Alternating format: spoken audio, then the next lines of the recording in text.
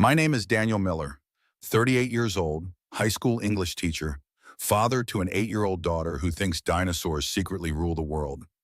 I wasn't looking for trouble that day at Morgan's Grocery, just picking up dinosaur-shaped chicken nuggets for Lily, our Friday night tradition. The fluorescent lights buzzed overhead, the same tired tune played on the speakers. Another payday where the money wouldn't stretch far enough. Then I heard it, a woman's voice, sharp, frightened. Please don't. Sometimes life changes in an instant, a split-second decision that rewrites everything that follows. I rounded the corner and saw her. Elegant coat, professional demeanor, and a man pressing something against her side. My heart pounded against my ribs. My palms went slick with sweat. I did something that day I can't explain. Something that would lead me to boardrooms I had no business being in, to secrets that powerful people wanted buried. To her. They say courage isn't the absence of fear, it's action in the face of it. But here's what I've learned. Sometimes the most dangerous thing isn't the moment you step into harm's way. It's what happens after the world notices. The security footage went viral by morning. Teacher tackles armed robber to save stranger. 15 seconds of blurry black and white video, my face barely visible as I moved without thinking. Dad, you're famous! Lily bounced on our worn couch, iPad in hand. Look how many views! Our apartment felt smaller in the morning light. Books stacked in corners, faded furniture we'd bought when Sarah was still alive. 5 years since cancer took her, and sometimes this place still felt like a temporary shelter. It's not fame, sweetie, just a weird coincidence. I poured her cereal, checked the time. Socks and shoes. Bus comes in 15. But you're a hero. I kissed the top of her head. No, I'm late, and so are you.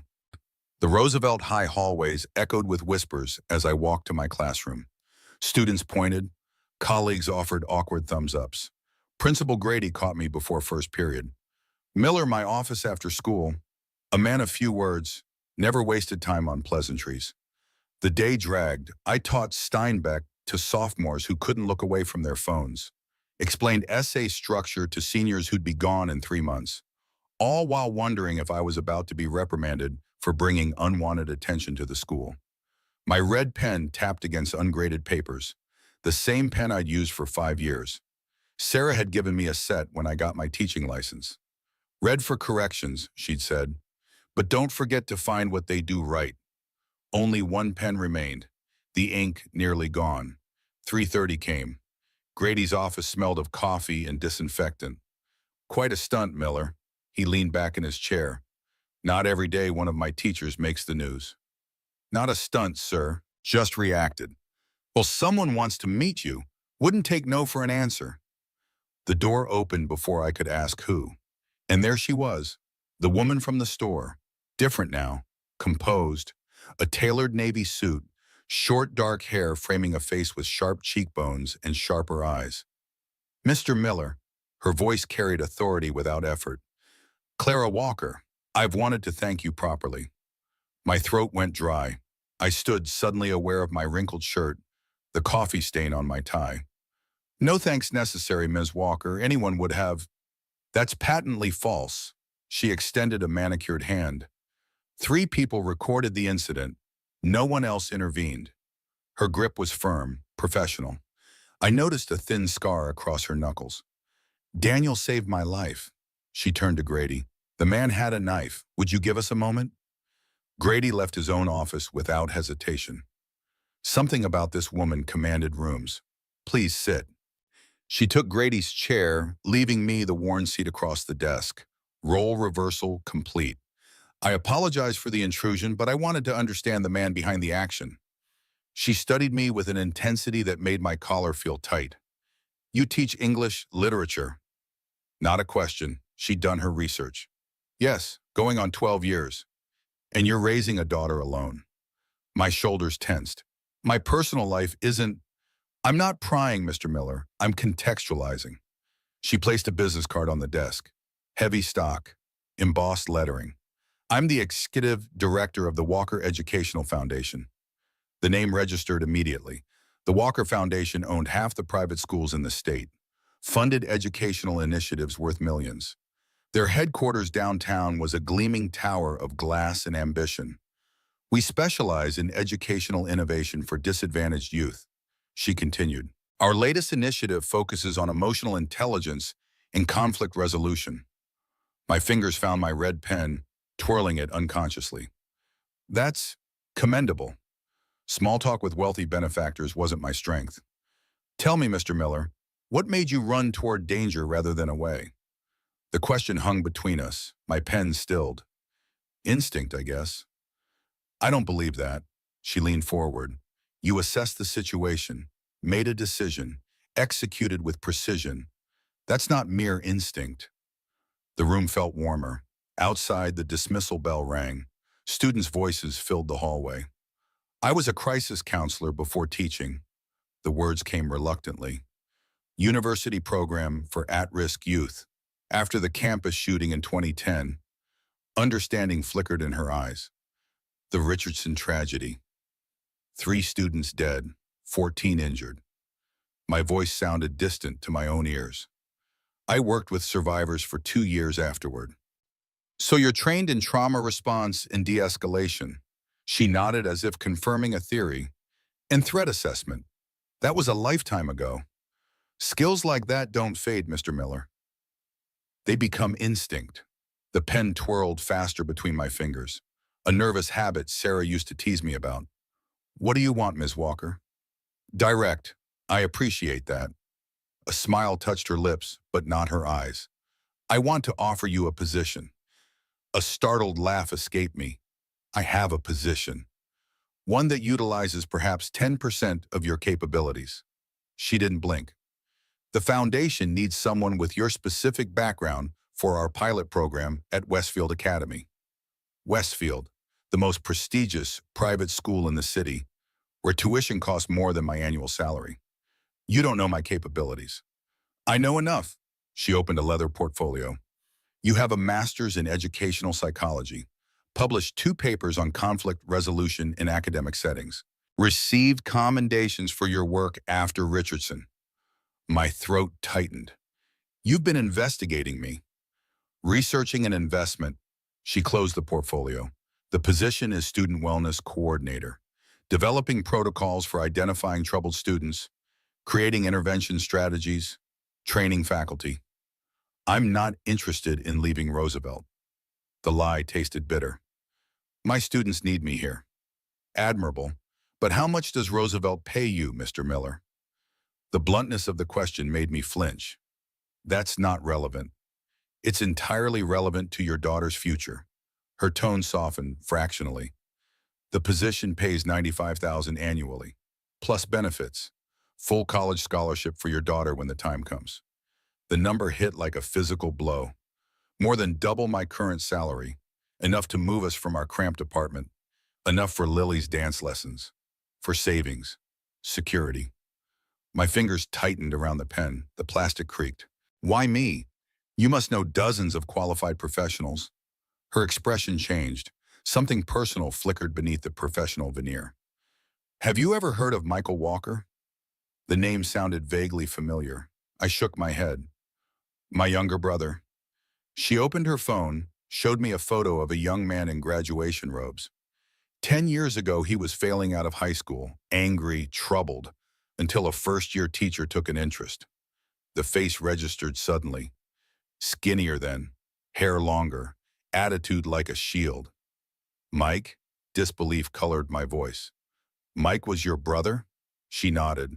You were his English teacher at Lakeside, before you transferred to Roosevelt. Memories surfaced. A sullen sophomore. Brilliant but disengaged. Parents recently divorced. Acting out. We stayed after school, worked on his writing. The details returned slowly. He had talent. You did more than that. Her voice held something raw now. You recognized his depression when no one else did. Got him help. Saved him from himself.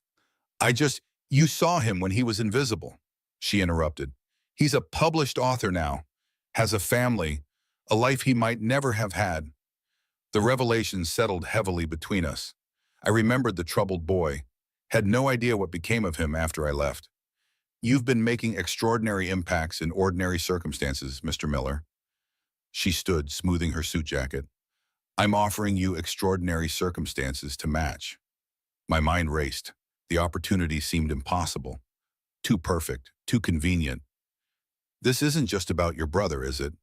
The question came unbidden. Perceptive. She nodded approvingly. No, it's about a serious problem at Westfield that requires your specific skills. But my brother's experience made you the obvious choice when your name crossed my desk. What kind of problem? One that could destroy the school's reputation if handled incorrectly. She checked her watch. An elegant timepiece that probably cost more than my car. I've arranged a meeting at the foundation tomorrow at 9. We can discuss details then. I haven't agreed to anything, and I'm not asking for an answer today. She walked to the door, then paused. You have a month. The position starts with a 30-day trial period. If you're not satisfied, you can return to Roosevelt with a generous compensation package for your time. My heart hammered against my ribs. The opportunity seemed impossible. Why the urgency? Something flashed in her eyes. Worry, fear, gone before I could identify it. We have reason to believe several students are in immediate emotional distress. The situation is deteriorating. The counselor in me recognized the careful phrasing. The parent in me understood the stakes. I need to consider my daughter. Of course, bring her to the meeting tomorrow. Our campus has an exceptional elementary program she can attend during your trial period, at no cost. She opened the door, then turned back. 1 month, Mr. Miller, to see if you can make the same difference at Westfield that you did for my brother, that you made for me in that grocery store. After she left, I sat alone in Grady's office, the business card between my fingers. Heavy, substantial, life-changing. My phone buzzed. A text from Mrs. Hernandez next door. Lily's here, take your time. The elderly neighbor watched Lily after school. Another kindness I couldn't adequately repay. Outside, the school had emptied. My footsteps echoed in the hallway. I passed my classroom. Desks arranged in careful rows. Posters of Hemingway and Angelou on faded walls. A decade of my life contained in 900 square feet. I thought of Lily, of college funds we didn't have, of opportunities I couldn't provide. My apartment was 6 blocks away. I walked instead of driving. The spring air carried the scent of blooming trees and city exhaust. By the time I reached Mrs. Hernandez's door, I'd made my decision. Lily launched herself at me when I entered, all gangly limbs and boundless energy. Dad, Mrs. Hernandez made churros, and I finished my dinosaur book. I held her tighter than usual, her small heart beating against mine. That's great, sweetheart. My voice rough with emotion. Hey, how would you feel about visiting a new school tomorrow? Her eyes widened. Like a field trip? Sort of, just to look. I smoothed her wild hair. They have a really nice science lab, and I heard they learn about dinosaurs too. Real ones? Her excitement was immediate. The very realist. I managed a smile. It's an adventure, right? She nodded solemnly. Adventures are important. That night, after Lily fell asleep, I researched the Walker Foundation. Their educational initiatives seemed genuine. Substantial funding for underprivileged communities. Innovative programs for learning disabilities. Clara Walker herself had few personal details online. Harvard Business School. Took over the foundation after her father's death 5 years ago. Unmarried, no children. The Walker Foundation headquarters downtown felt like entering another world. 70 floors of glass and steel. The elevator whispered upward. Lily's hand in mine, her eyes wide at the city shrinking beneath us. Dad, we're flying. Almost, kiddo. My tie felt too tight. The suit I'd worn to Sarah's funeral, freshly pressed this morning. It hung looser now. 5 years of grief had reshaped my body as well as my life. The foundation occupied the top 10 floors. The receptionist greeted us with practiced warmth. Mr. Miller, Ms. Walker is expecting you, and this must be Lily. She knelt to Lily's level.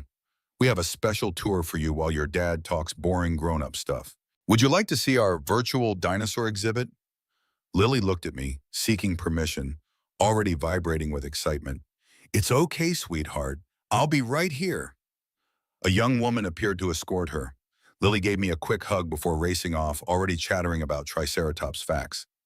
The receptionist led me through glass doors into a conference room with floor-to-ceiling windows. The entire city spread below. More money in the view alone than I'd see in a lifetime of teaching. Clara Walker stood at the window, her back to the door. A man in an expensive suit sat at the table, reviewing documents. "Daniel," she turned, professional but less formal than yesterday. "Thank you for coming. This is Robert Chambers, our chief financial officer." Chambers didn't stand, barely looked up. "Miller." His acknowledgement carried the barest minimum of professional courtesy. "Please sit." Clara gestured to a chair. "Coffee? Water?" "I'm fine, thank you." I sat, acutely aware of my second-hand suit among their bespoke attire. "Robert handles the financial aspects of our programs." Clara took a seat. "He'll outline the compensation package while I explain the position." Chambers pushed a folder toward me. "Standard contract, confidentiality agreements, salary as discussed, health insurance, retirement options, housing allowance for the trial period." My eyes caught on that last item. "Housing allowance?" "Westfield Academy is an hour outside the city," Clara explained. "The foundation maintains apartments nearby for staff. You and your daughter would stay there during the week." The implication was clear. This wasn't just a job change. It was a life change. "I see." My fingers found my pen again, the red ink nearly gone. "Before we discuss details, I'd like to understand the situation at Westfield." Clara and Chambers exchanged glances. "Westfield Academy is the Foundation's flagship institution." Clara's tone shifted to something more measured. "Elite academics, exceptional results. Many of our students are children of significant influence. Politicians' kids, executives, old money." Chambers elaborated with thinly veiled pride. "Acceptance rate lower than Harvard." "And the problem?" I pressed. Clara leaned forward. "In the past 6 months, we've had 3 students attempt suicide." The statement hung in the air. Heavy. Terrible. "Jesus." The word escaped before I could stop it. "Were they successful?" "No." Her voice tightened. "Interventions occurred in time, but the attempts have grown more serious, more determined." "And they're connected somehow?" "We believe so." She nodded. "All 3 students were part of the same social circle, all high achievers. No obvious warning signs." Chambers cleared his throat. "The parents expect absolute discretion. These are prominent families. Any publicity would be problematic." My jaw tightened. "You're worried about publicity? These are kids trying to kill themselves. We're worried about helping them while respecting privacy." Clara cut in smoothly. "These families have resources, lawyers, the ability to withdraw massive funding if they feel exposed. So you need someone to quietly fix your problem without anyone knowing there was a problem." I couldn't keep the edge from my voice. "We need someone who understands trauma." Her eyes locked with mine. "Someone who can identify at-risk students before they reach crisis. Someone who can implement the protocols that save lives without creating chaos." The mission sounded noble enough, but something felt off, incomplete. "Why not bring in a clinical psychologist? Or a psychiatric team?" "We have those resources." Clara's response was too quick. "But an outside perspective is needed. Someone who understands both education and crisis intervention. Someone with nothing to lose if it goes wrong." The words came unbidden. Chambers snorted. "Dramatic interpretation." "Robert?" Clara's sharp tones silenced him. She turned back to me. "I understand your skepticism, but I'm offering you a chance to prevent tragedies before they happen. Isn't that worth a month of your time?" My pen tapped against the folder, the rhythm matching my heartbeat. "I need to know everything. No filters, no corporate sanitizing." "Of course," she nodded, "and I work my way. If I find something serious, I act on it. Politics and donors be damned." Chambers straightened. "Now wait a minute." "Agreed, Clara cut him off. "Your authority in this matter will be absolute. For the trial period." Chambers' face flushed. "Clara, you can't possibly—" "Robert?" Would you excuse us? Her tone left no room for argument. He gathered his papers with stiff movements, shot me a look that could freeze water before exiting. You've made an enemy, Clara observed after the door closed. Not my first, won't be my last. He's concerned about the foundation's reputation. I'm concerned about kids dying. Something shifted in her expression. Approval, perhaps, or recognition. That's why you're here. She moved to the window. Westfield presents a perfect facade. Academic excellence, athletic achievements, Ivy League placements. But beneath that perfection, pressure, anxiety, depression. I finished her thought. High-achievement environments often create high-functioning mental health issues. Precisely, she turned back. But there's something more specific happening, something targeted. You think these suicide attempts were influenced somehow? Encouraged? She hesitated, the first uncertainty I'd seen in her. I don't know, but the timing is suspicious, the method's similar. And there are rumors. What kind of rumors? A suicide pact, or some kind of psychological manipulation. She returned to her seat. We have students with unprecedented pressure, generational wealth, political legacies, national expectations. The stakes became clearer. Not just troubled teens, but troubled teens with powerful parents, with connections and resources that would make any scandal explosive. I'll need complete files on all 3 students, interviews with friends, teachers, staff, unfiltered access. You'll have it. She opened a drawer, produced a small box. Starting tomorrow, this is your security credential, full access to all Westfield facilities. The badge inside featured my DMV photo. They'd prepared this before I agreed. You're confident I'll say yes. A small smile touched her lips. I'm confident you care more about helping those students than you do about your reservations. My phone buzzed, a text from the receptionist. Lily's having a wonderful time. Tour extended with your permission? I typed a quick, affirmative response. Your daughter is impressive, Clara noted. Our education director says she's exceptionally bright. She is. My pride momentarily displaced my concerns. Takes after her mother. May I ask what happened? To your wife. The question reopened a familiar ache. Cancer, 5 years ago. Lily was 3. She nodded, no platitudes or awkward sympathy, just acknowledgement of the fact. The Foundation's health insurance includes exceptional coverage for both of you. Not subtle, but effective. Another reason to say yes. When would we start? Monday. She didn't hide her satisfaction. The apartment will be ready tomorrow. Moving assistance provided. Your position at Roosevelt held for your return, if necessary. Everything arranged, every obstacle removed, the opportunity laid out like a red carpet. 30 days, I confirmed. If I'm not satisfied with the program or progress, we walk away. No questions asked. Agreed. And Lily's happiness is non-negotiable. If she doesn't adjust well, we're done. Of course, she extended her hand. Welcome to the Walker Foundation, Mr. Miller. The handshake sealed it. A month to discover what was happening at Westfield Academy. A month to potentially save lives. A month to change ours.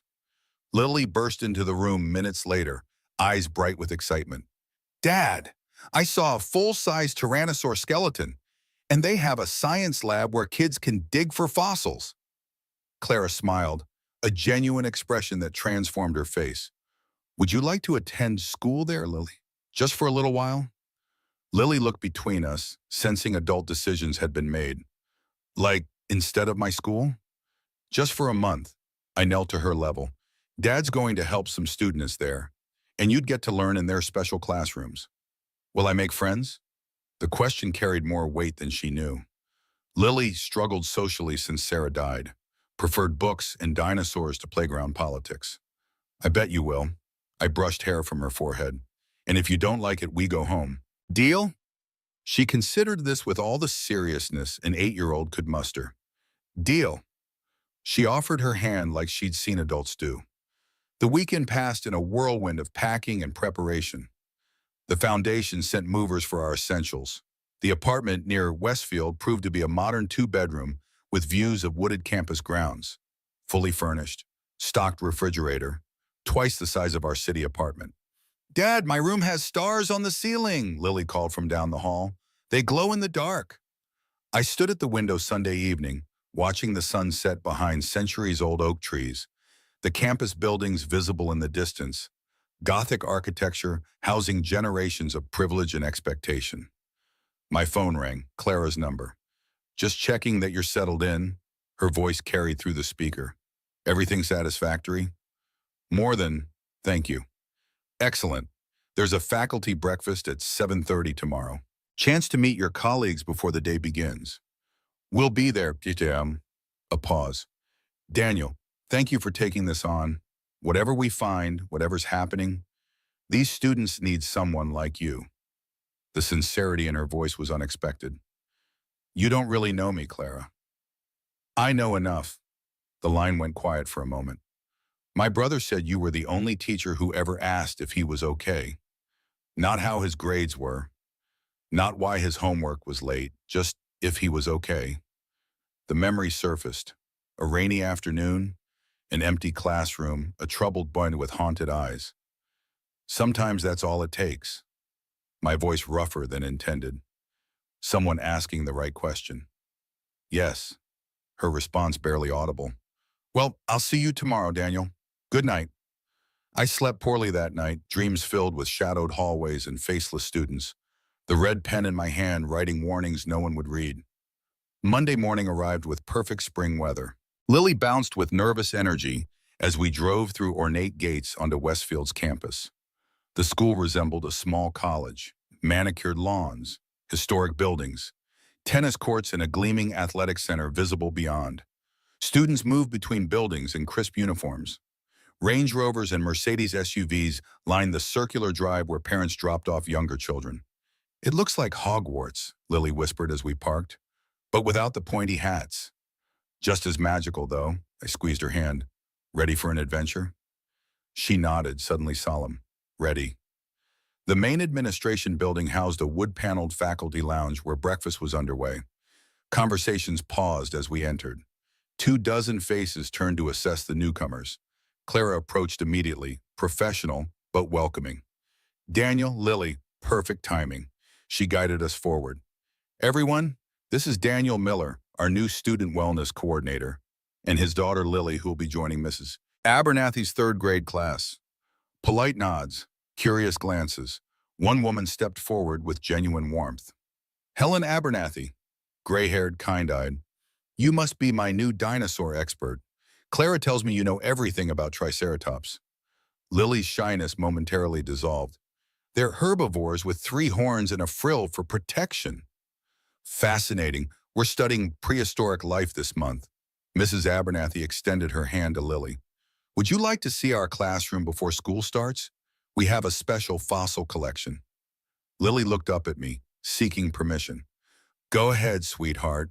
I'll pick you up after school. Right here." With a quick hug, she followed Mrs. Abernathy out. The room seemed colder in her absence. A tall man with silver temples approached next. "James Harrington, headmaster," his handshake firm, assessing. "Ms. Walker speaks highly of your capabilities. I hope to be useful." Non-committal, professional. Indeed. His smile didn't reach his eyes. "Mental health is certainly important, though I must say this position was created rather suddenly." The undertone was clear. He hadn't been consulted or had objected. Sometimes urgent needs require quick action. Clara joined the conversation smoothly. "Daniel will need access to student files and meeting space for confidential consultations." "Of course." Harrington's jaw tightened slightly. "Ms. Peterson can assist with administrative matters. If you'll excuse me, I should greet students." He departed with stiff politeness. Several faculty followed his lead, finding sudden reasons to exit. "Not a popular decision, bringing me here," I observed quietly. "Change rarely is." Clara gestured to a middle-aged woman across the room. "Patricia Peterson, school counselor. Your most important alliance." Ms. Peterson approached with visible reluctance, thin-faced, defensive posture. A counselor who felt threatened by another mental health professional. "Mr. Miller," her greeting careful, measured. "Welcome to Westfield." "Thank you. I look forward to collaborating." Yes, well, she adjusted her glasses. I understand you'll be reviewing certain cases. Among other responsibilities, I kept my tone neutral. Your insights will be invaluable. She relaxed marginally. I prepared the files Ms. Walker requested. They're in your office. Perfect. Clara touched my arm lightly. I'll show you there now. As we walked through the administration building, I noted the contrasts. Modern security systems and historic architecture. State-of-the-art technology behind century-old wooden doors. Not everyone seems thrilled about the new position. I kept my voice low as students passed. Institutions resist scrutiny. Clara matched my pace, especially successful ones. Is Westfield successful? 3 suicide attempts suggest otherwise. Her steps faltered briefly. Fair point. The office allocated to me was small but well-appointed, windows overlooking a courtyard, a desk with a computer, 3 file folders centered precisely on the polished surface. These are the cases? I approached the desk. Yes, Evan Richards, Sophia Chen, and Marcus Jefferson. Clara closed the door behind us. All juniors, all attempted suicide within the past 6 months. I opened the first folder. Student ID photo showed a young man, 17, angular features, confident smile that didn't reach his eyes. Evan Richards, I read aloud. Parents? Senator James Richards and Dr. Catherine Richards, neurosurgeon at Memorial. Power and prestige, legacy and expectation. Method? Prescription medication overdose. Roommate found him unconscious. Her voice tightened. December 15th. I moved to the next file. Sophia Chen, daughter of Andrew Chen, tech CEO. Mother is UN Ambassador Chen. The girl's photo showed perfect poise. Practice smile, empty eyes. Method? Wrist cutting, bathroom during winter formal. February 10th. The third file. Marcus Jefferson. Serious expression, athletic build. Parents? Corporate attorney and federal judge. Method? Attempted hanging, dorm bathroom, March 28th. 3 attempts. Escalating methods, increasing determination. Timing is important, I noted. Increasing frequency, decreasing intervals between attempts. Clara nodded. That's what concerns us most. I spread the files open, compared academic records, social connections, extracurriculars, all high achievers, AP classes, leadership positions, Westfield's best and brightest. And they knew each other? Same social circle, debate team, model UN. Threads connecting 3 separate tragedies. But something was missing. What treatments were implemented after each attempt? Clara hesitated. Standard protocols, brief hospitalization, return to school with counseling requirements. Here at school with Miss Peterson? Initially, then private therapists arranged by families. So they were separated, isolated from the support of understanding peers. She frowned. Is that significant? Could be. I continued scanning the files. Suicide clusters often propagate when survivors feel disconnected, when their shared trauma becomes secretive rather than processed communally. Something caught my eye in Evan's file, a disciplinary note from November, just weeks before his attempt. Evan was caught cheating? A misunderstanding, according to his parents. Academic pressure leading to poor judgment. And a week later, academic probation. I looked up, meaning removal from leadership positions, monitoring of all academic work, required meetings with faculty advisors. For a student with senator parents, devastating. Sophia's file showed similar patterns. Perfect record until January, then a sudden academic decline, social withdrawal. Marcus showed the clearest progression. December academic honors, January disciplinary warning for unauthorized computer access, February academic probation, March suicide attempt. These aren't isolated incidents. I pushed back from the desk. There's a pattern forming. What kind of pattern? I'm not sure yet. I gathered the files, but I need to talk to these students and their friends today. That can be arranged. She checked her watch. They should be in morning classes now. No, not in official interviews, not yet. I shook my head. That puts them on guard. I need to observe first, integrate, understand the environment they're navigating. She considered this. What's your approach? For today, I walk the campus, observe class dynamics, cafeteria social structures, after-school activities. I tuck the files into my bag. I need to see Westfield through their eyes before I start asking questions. Undercover principal? A hint of amusement in her voice. Something like that. I didn't share her lightness. 3 kids tried to die here, Clara. I need to understand why before I can help prevent a 4th. Her expression sobered. Of course, whatever you need. Tomorrow, I'll want to meet them, casually, perhaps through a group activity that doesn't single them out. I'll make it happen. She moved toward the door. The faculty has been told you're developing general wellness programs. Most don't know about the attempts. Keep it that way for now. She paused at the door. Daniel, if you find something systemic, then we address it. My tone left no room for negotiation, no matter who it implicates, even if it means powerful people get embarrassed or angry. Even then, I met her gaze directly. That was our agreement. She studied me for a long moment. Yes, it was.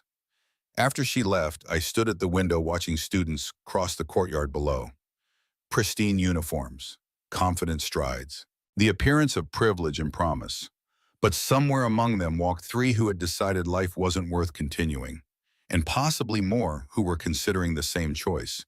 My pen found its way to my hand, the last of Sarah's gift, nearly empty after years of marking papers, correcting mistakes, pointing out improvements. I slipped it into my pocket and left the office. Time to learn what wasn't written in any file, what existed in the spaces between official records and polish a reputation. Time to discover what was really happening at Westfield Academy. Westfield Academy operated like a finely tuned Swiss watch, every tick precisely calculated, every movement serving its grand design. As I walked the polished corridors that second morning, I felt like an unwelcome gear threatening to disrupt the mechanism. My red pen remained in my pocket, a talisman, a reminder of why I was here. The faculty meeting began at 7:30 sharp, teachers arranged by seniority, coffee in fine china cups, Headmaster Harrington presiding with the confidence of a man who'd never questioned his authority.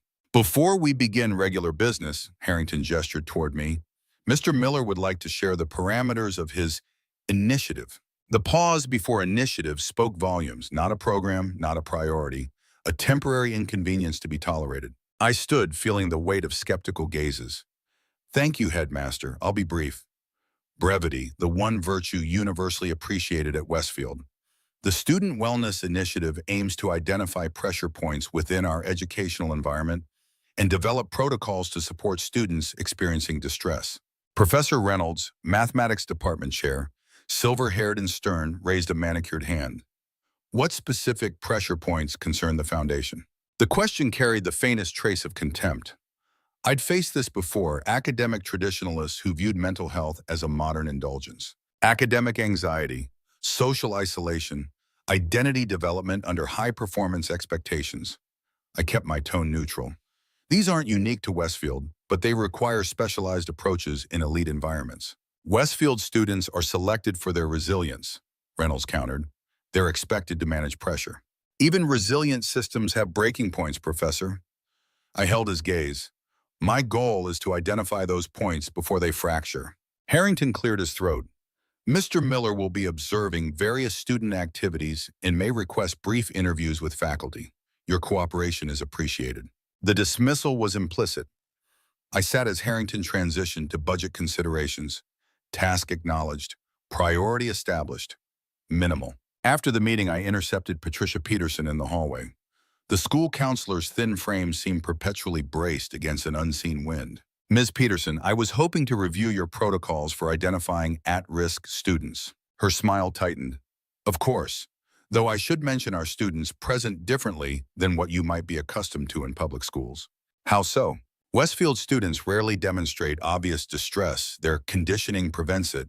She lowered her voice. They're taught from childhood that vulnerability equals weakness. By the time warning signs appear, they're often already in crisis. The clinical detachment in her assessment concealed something else. Frustration, perhaps, or resignation. That's precisely what concerns me. I matched her quiet tone. The three recent cases, were there any warning signs at all? Her eyes darted to ensure we weren't overheard. Officially? No, their files show perfect attendance, consistent performance, appropriate social engagement. And unofficially, something shifted in her expression, professional caution warring with personal concern. Evan stopped participating in class discussions 3 weeks before his attempt, always prepared but silent. Sophia canceled 2 college counseling appointments.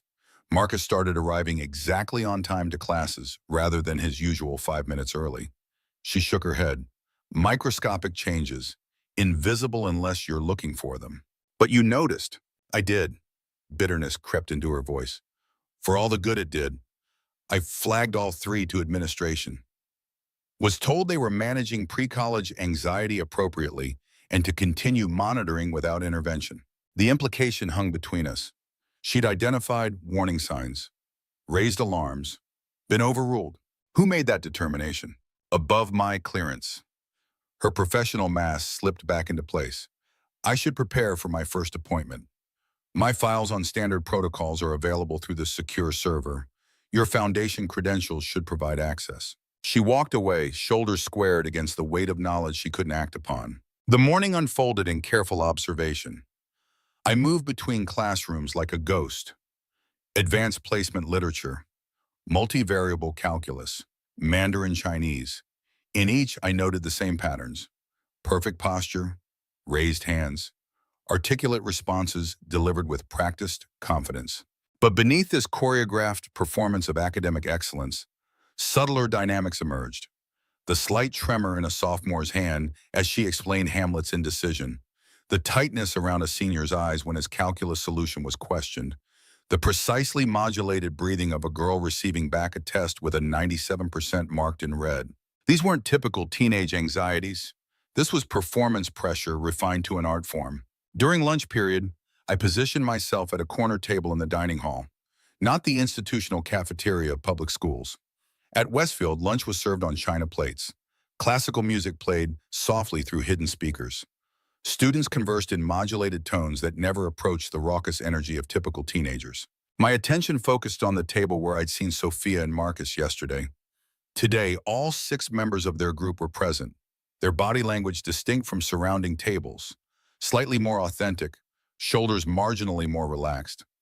These students had a connection beyond academic competition. Clara appeared beside my table, elegant in a charcoal suit that probably cost more than my monthly salary. Observations? She set down her tray with practiced grace. A culture of performative excellence. I kept my voice low. These students don't just achieve, they perform achievement for each other, for faculty, for invisible audiences. Isn't that true of any prestigious institution? Not to this degree. This isn't healthy ambition, it's choreographed perfection. She studied the room thoughtfully. And our subjects? I nodded toward the table of 6. They function as a unit, different from the others. They've created a microenvironment where they can momentarily remove their masks. That's perceptive. Approval colored her tone. The debate team's top performers, Westfield's most promising seniors.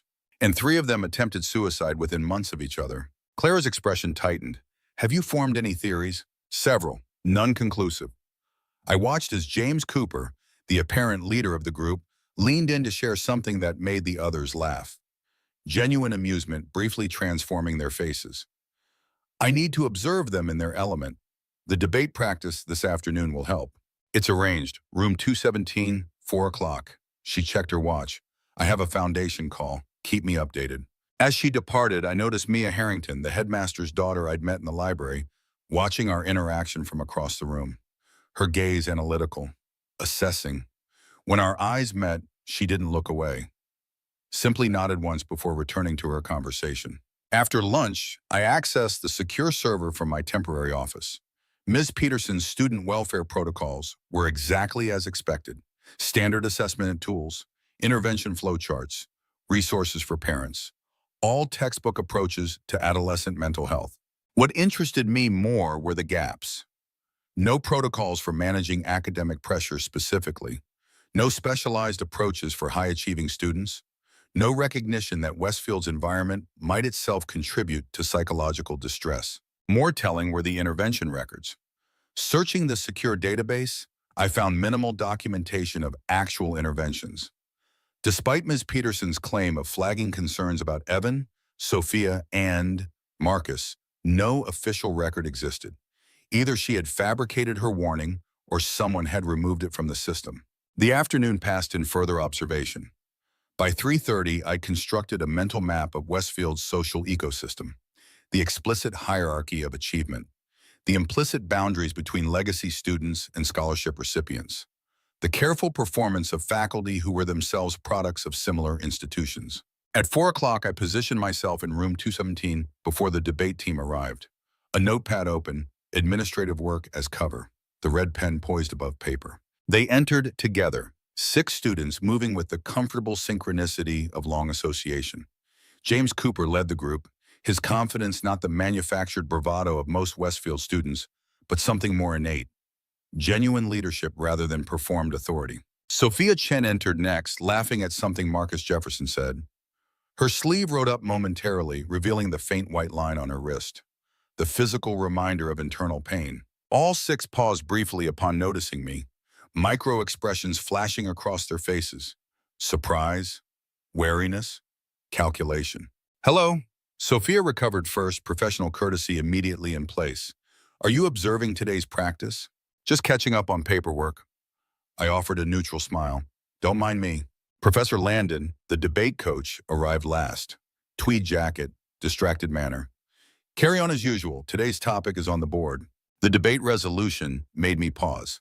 Academic achievement should be prioritized over personal wellness in elite educational environments. The irony wasn't lost on me. I watched as they organized themselves with practiced efficiency. James Cooper and Sophia Chen arguing the affirmative. Marcus Jefferson and a nervous boy introduced as Tyler Reed taking the negative. The remaining 2 students, Brooke Williams and Aiden Parker, designated as judges. What followed was a masterclass in academic performance. Sophia argued that temporary personal sacrifice yielded long-term success. That delayed gratification and stress management were essential skills for future leaders. Marcus countered with research on diminishing returns, on the neurological impacts of chronic stress, on the statistical correlation between burnout and reduced lifetime achievement. Both arguments delivered with flawless rhetoric, perfect citations, compelling emotional appeals. Yet beneath this polished exterior, something else transpired. Subtle emphases, personal references disguised as general examples. This wasn't merely academic exercise. It was personal testimony wrapped in debate protocol. I noted their unconscious tells, Sophia's knuckles whitening when discussing necessary sacrifice, Marcus touching his neck when mentioning systemic pressure, James Cooper controlling the flow with the subtle authority of someone accustomed to power. After formal arguments had concluded, they shifted to casual discussion. I continued writing, appearing absorbed while listening intently. The problem isn't the pressure, James was saying. It's the consequences of failure. Exactly, Sophia agreed. One mistake and you're labeled, permanently. My father still brings up my B+ in algebra from freshman year. Marcus shook his head, like it's evidence of some fundamental character flaw. That's nothing. Tyler pushed his glasses up nervously. I lost a single point on the PSATs, and my parents hired 3 different tutors, said I was sabotaging my future. Laughter followed, the gallows humor of shared experience. At least your parents are still speaking to you, Tyler. Sophia's voice dropped. My mother hasn't said my name since February. Just refers to me as the disappointment when talking to my father. The room quieted, the atmosphere shifting from academic exercise to something raw, authentic. How's Evan? Marcus asked finally. Anyone heard from him? Head shakes all around. His father has him at some private facility. James frowned. No phones, no contact. Like he's in prison, Tyler added. Or witness protection. Brooke spoke for the first time, protecting the family name. He'll be back once they've managed the optics. Sophia's bitterness was palpable. Can't have a senator's son appearing unstable during election year. What about the project? Tyler lowered his voice. Are we still? Not here. James cut him off with a pointed look in my direction. The conversation shifted abruptly back to debate strategy. Performance resuming, masks back in place. But I'd caught it. The reference to some shared project, the sudden secrecy, the connection between these high-achieving students went beyond academic competition or social friendship.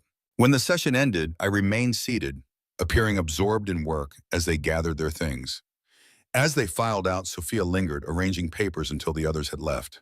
Mr. Miller. She approached my desk with practiced poise. May I ask you something? Of course. They told us you're developing wellness programs.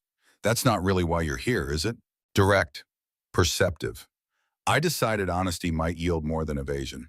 I'm here because 3 Westfield students attempted suicide in 6 months. I set down my pen. That suggests something systemic needs addressing. She studied me, intelligence and wariness in equal measure. And what if it's not the system? What if it's a rational response to an irrational situation? Suicide is rarely rational, isn't it? Her voice remained steady. When the alternative is complete identity destruction, when failure means becoming unrecognizable to yourself and everyone who matters. The clinical part of my brain noted the distorted thinking, the cognitive trap of binary outcomes. The human part recognized genuine despair beneath her composure. Those aren't the only alternatives, Sophia. At Westfield, they are. She gathered her bag. What would you do, Mr. Miller, if you discovered your entire identity was built on a lie, if everything you'd achieved might be contaminated? The question hung between us, specific, loaded with unspoken context.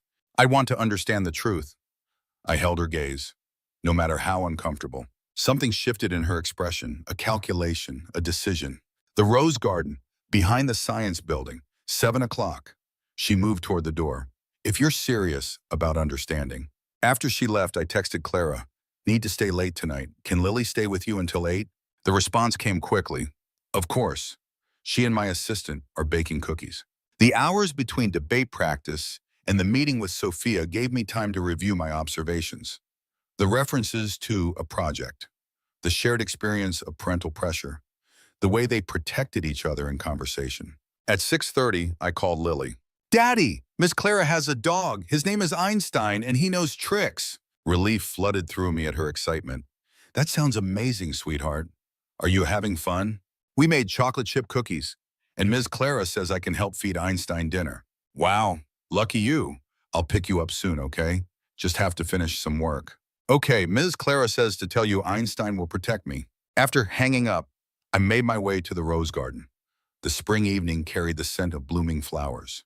Campus quieter now. A few students moving between dormitories and library. Faculty cars departing from designated spaces. The garden occupied a secluded corner behind the Science Building. Stone benches arranged around meticulously maintained roses. A fountain bubbled softly at the center. Sophia arrived precisely at 7. She changed from her uniform into jeans and a sweater, looking younger, more vulnerable. You came. She seemed mildly surprised. I said I would. I remained standing until she chose a bench, then sat across from her. Thank you for meeting me. She shrugged. You're different from the other counselors. You actually want to know, not just fix. Sometimes understanding has to come before fixing. They sent psychologists after. She glanced at her wrist, the scar just visible beneath her sleeve. They asked about stress, about academic pressure, about whether I was getting enough sleep. But that wasn't really the issue. No. She looked toward the fountain. It wasn't. I waited. Let silence create space for truth. Did you know Westfield has a 100% acceptance rate to Ivy League schools? She spoke finally. Every student who applies gets in, somewhere, every year, for generations. That's impressive. That's impossible, she corrected. Statistically impossible, even for Westfield students. My interest sharpened. Unless something else is happening. She turned back to me. Have you heard of the merit protocol? The term was unfamiliar. I shook my head. It's what we call it, not its official name. She lowered her voice. Westfield doesn't just prepare students for elite universities. It guarantees admission. How? Donations, legacy connections, board relationships. She ticked off fingers. But more than that, there's a system. Profiles are developed from freshman year, targeting specific universities based on family connections, student strengths, institutional needs. That's just strategic college counseling. Most private schools do something similar. This is different. Her intensity increased.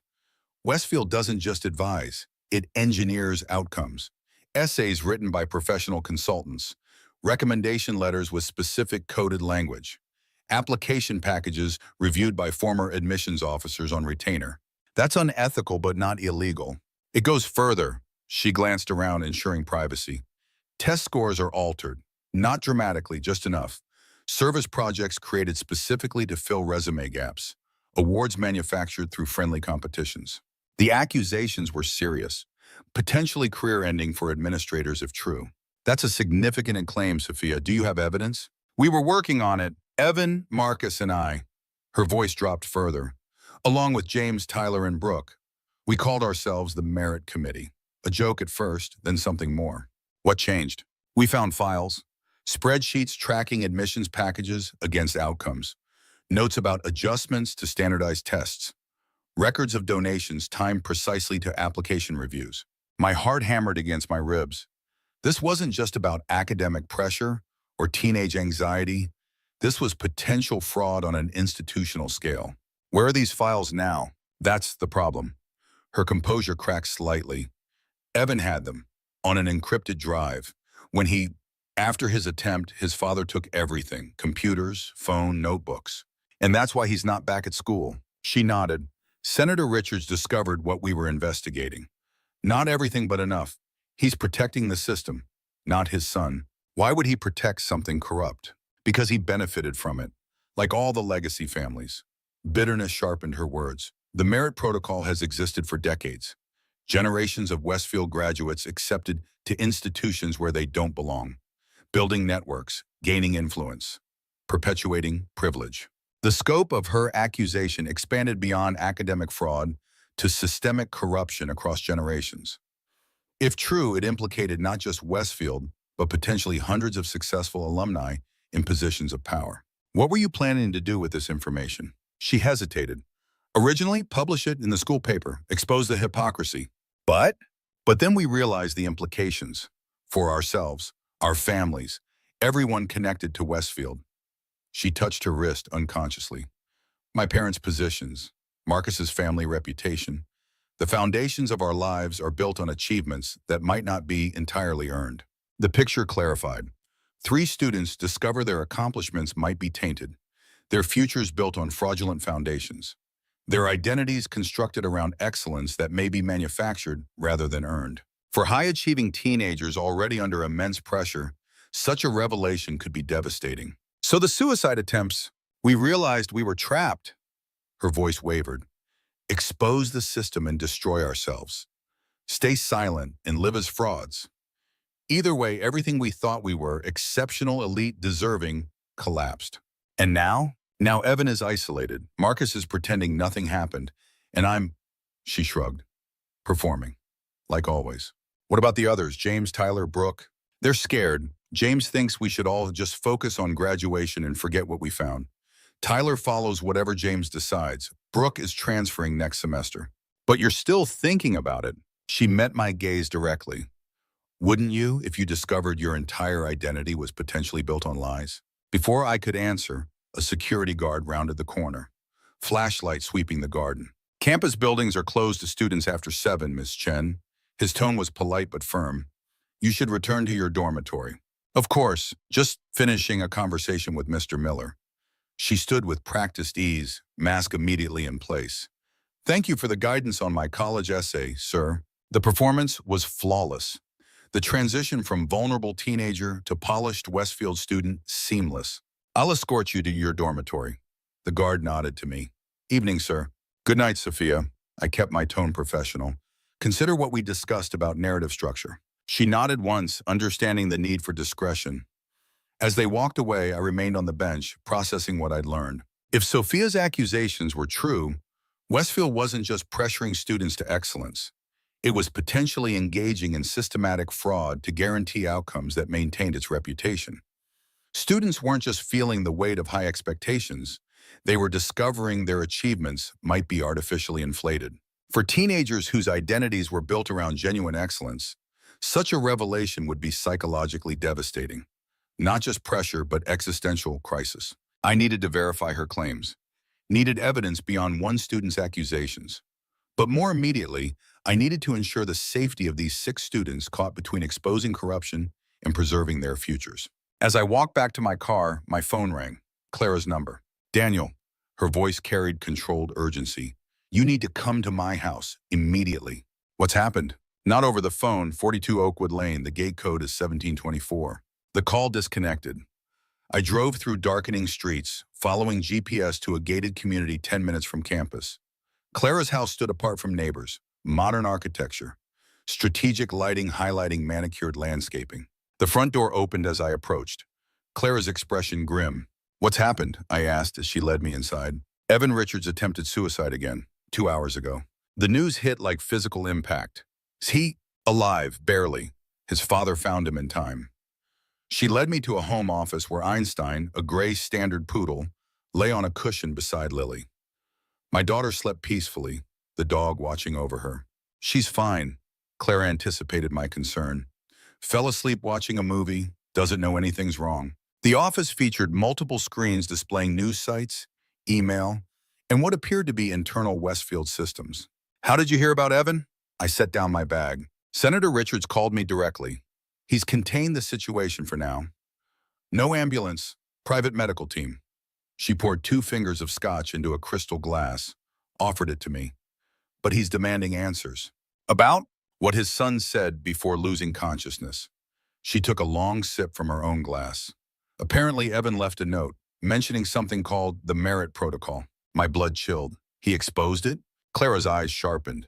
You know about this already. Sophia Chen told me tonight. She, Evan, and 4 other students discovered evidence of systematic academic fraud, manipulated test scores, engineered college admissions, potentially going back generations. She set down her glass. That's impossible. Is it? I studied her reaction closely, the tension in her shoulders, the careful control of her expression. You seem very certain. Because I know Westfield's processes. The foundation oversees them. She paced the room. Yes, there's strategic counseling. Yes, there are connections and legacy considerations. But outright fraud? No. Sophia described spreadsheets, documentation, evidence on Evan's computer, which Senator Richards now has. She stopped pacing. If such evidence exists, he's either destroyed it or is using it for leverage. Leverage for what? Politics, power, the usual currency. She rubbed her temples. This complicates everything. My pulse quickened. Not denial, not outrage at the accusation, just concern about complications. We need to focus on the students first. I kept my voice steady. Evan's second attempt confirms the severity of the crisis. The others could follow. Agreed, she nodded. But we also need to investigate these accusations. If there's systematic fraud happening at Westfield without the Foundation's knowledge, it implicates people in power. I finished her thought. People who won't want exposure. People who might sacrifice a few student lives to protect their reputations. The harshness of her statement hung in the air. My mind raced through implications, scenarios, next steps. We need to gather the remaining 5 students, I decided. Create a safe space for them to share what they know. Ensure they understand they're not alone in this crisis. Senator Richards won't allow Evan anywhere near this investigation. Then we start with the others, tomorrow morning, before this spreads further. She considered this. I can arrange a private meeting room off campus. 9 a.m. Tell them whatever necessary to ensure attendance. I also need access to Westfield's admissions records, past and present. If there's a pattern of manipulation, it will be documented somewhere. That's more complicated. Those records are highly restricted. You're on the board, Clara. You must have access. Limited access, she corrected, but I'll see what I can do. As we discussed logistics, Lily stirred on the couch. Einstein immediately nuzzled her hand. Dad? She sat up, blinking sleepily. Are we going home now? Yes, sweetheart. I moved to her side. Did you have fun with Miss Clara? She nodded, then whispered loudly. Can Einstein come too? He likes me.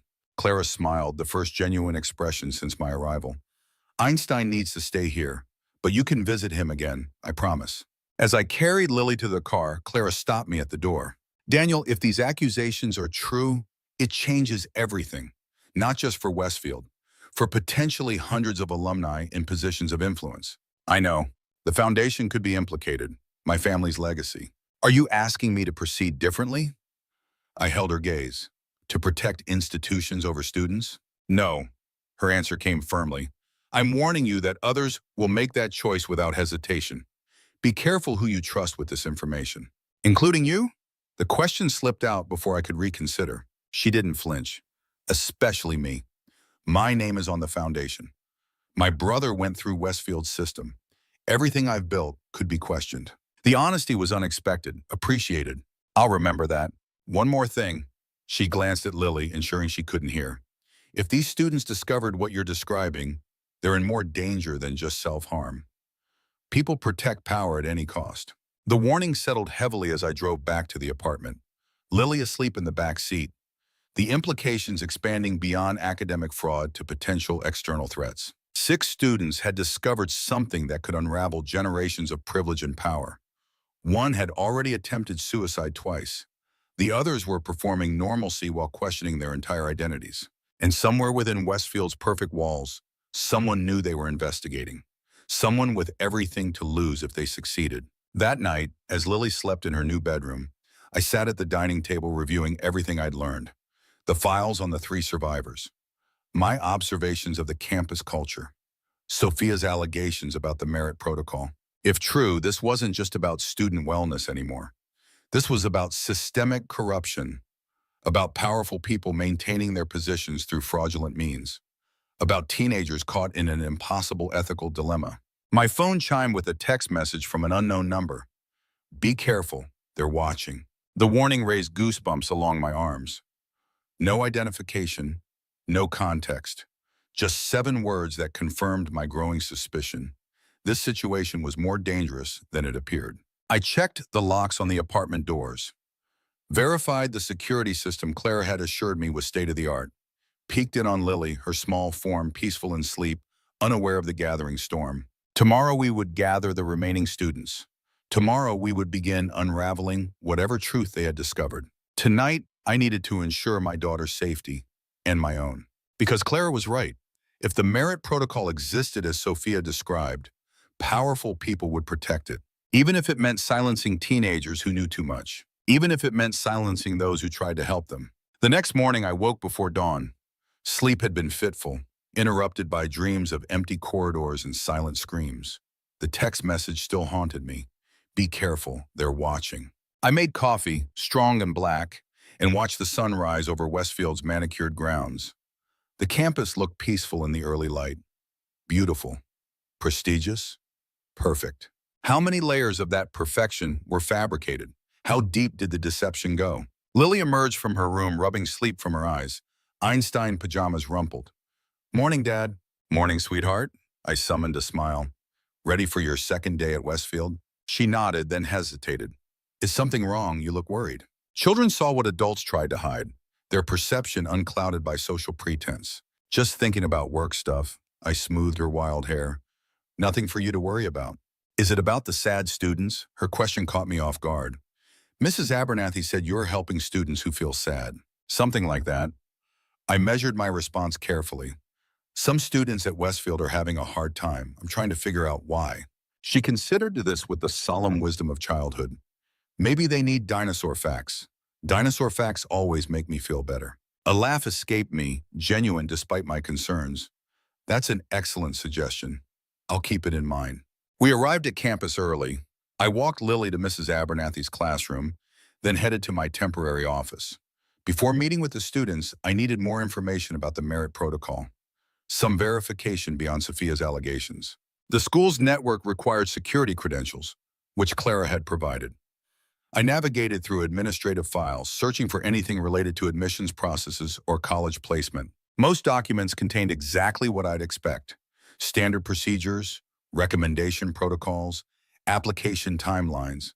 Nothing overtly suspicious, nothing that supported Sophia's claims about altered test scores or manufactured achievements. But absence of evidence wasn't evidence of absence. If such a program existed, it wouldn't be documented in accessible files. At 8:30, my phone rang. Clara, the meeting room is arranged. Walker Foundation Conference Center. I've sent the address to your phone. Her voice was tightly controlled. Any progress on verifying the allegations? Nothing concrete. The school's accessible files show nothing unusual. Of course they don't. The faintest trace of relief colored her tone. Because there's nothing to find.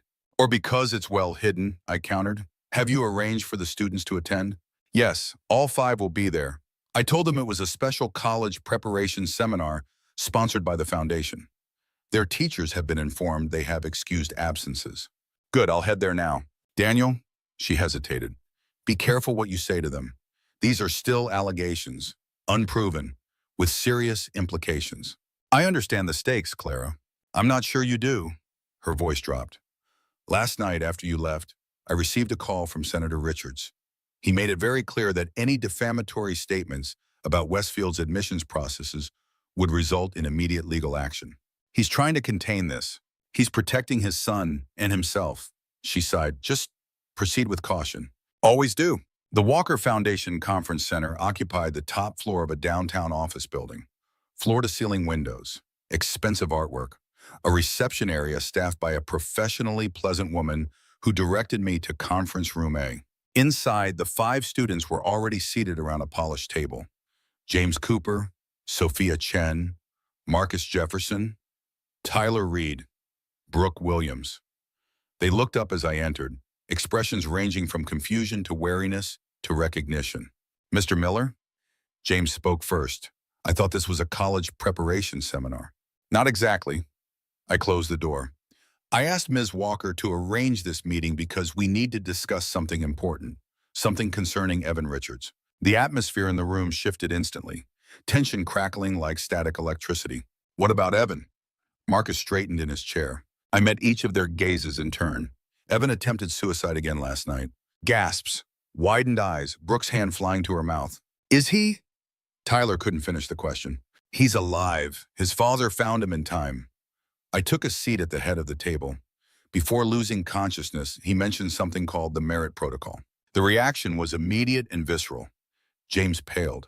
Sophia's fingers tightened around her water glass. Marcus closed his eyes briefly. I don't know what you're talking about. James recovered first, voice carefully modulated. I think you do. I kept my tone gentle but firm. All of you do, and I believe it's connected to the 3 suicide attempts. Silence stretched between us. The kind of silence that precedes either truth or carefully constructed lies. Whatever you think you know, James spoke carefully, you're mistaken. We're here for a college seminar. If that's not happening, we should return to class. James, Sophia's voice was barely audible. Maybe we should... No, he cut her off. We agreed it's not worth it. Evan tried to die twice. Marcus's deep voice carried unexpected emotion. It's already cost too much. This isn't the place. James looked pointedly at me. We don't know who's involved. The implication was clear. They didn't trust me. And why should they? I was an outsider, connected to the very foundation that oversaw Westfield. I'm not here as an authority figure or a representative of any institution. I leaned forward. I'm here because 3 students, 3 brilliant, promising young people, decided death was preferable to whatever they were facing. I want to understand why, and I want to ensure it doesn't happen again. Brooke, who had remained silent until now, spoke softly. How do we know we can trust you? You don't, I acknowledged. But consider this, I have nothing to gain by exposing whatever you've discovered. My job is student wellness, period. If there's something at Westfield causing psychological harm, I need to address it. Tyler adjusted his glasses nervously. What if it's bigger than Westfield? What if it implicates people with real power? Then those people should be held accountable. I met his gaze steadily. No system, no institution, no tradition is worth a student's life. The 5 exchanged glances, some unspoken communication passing between them.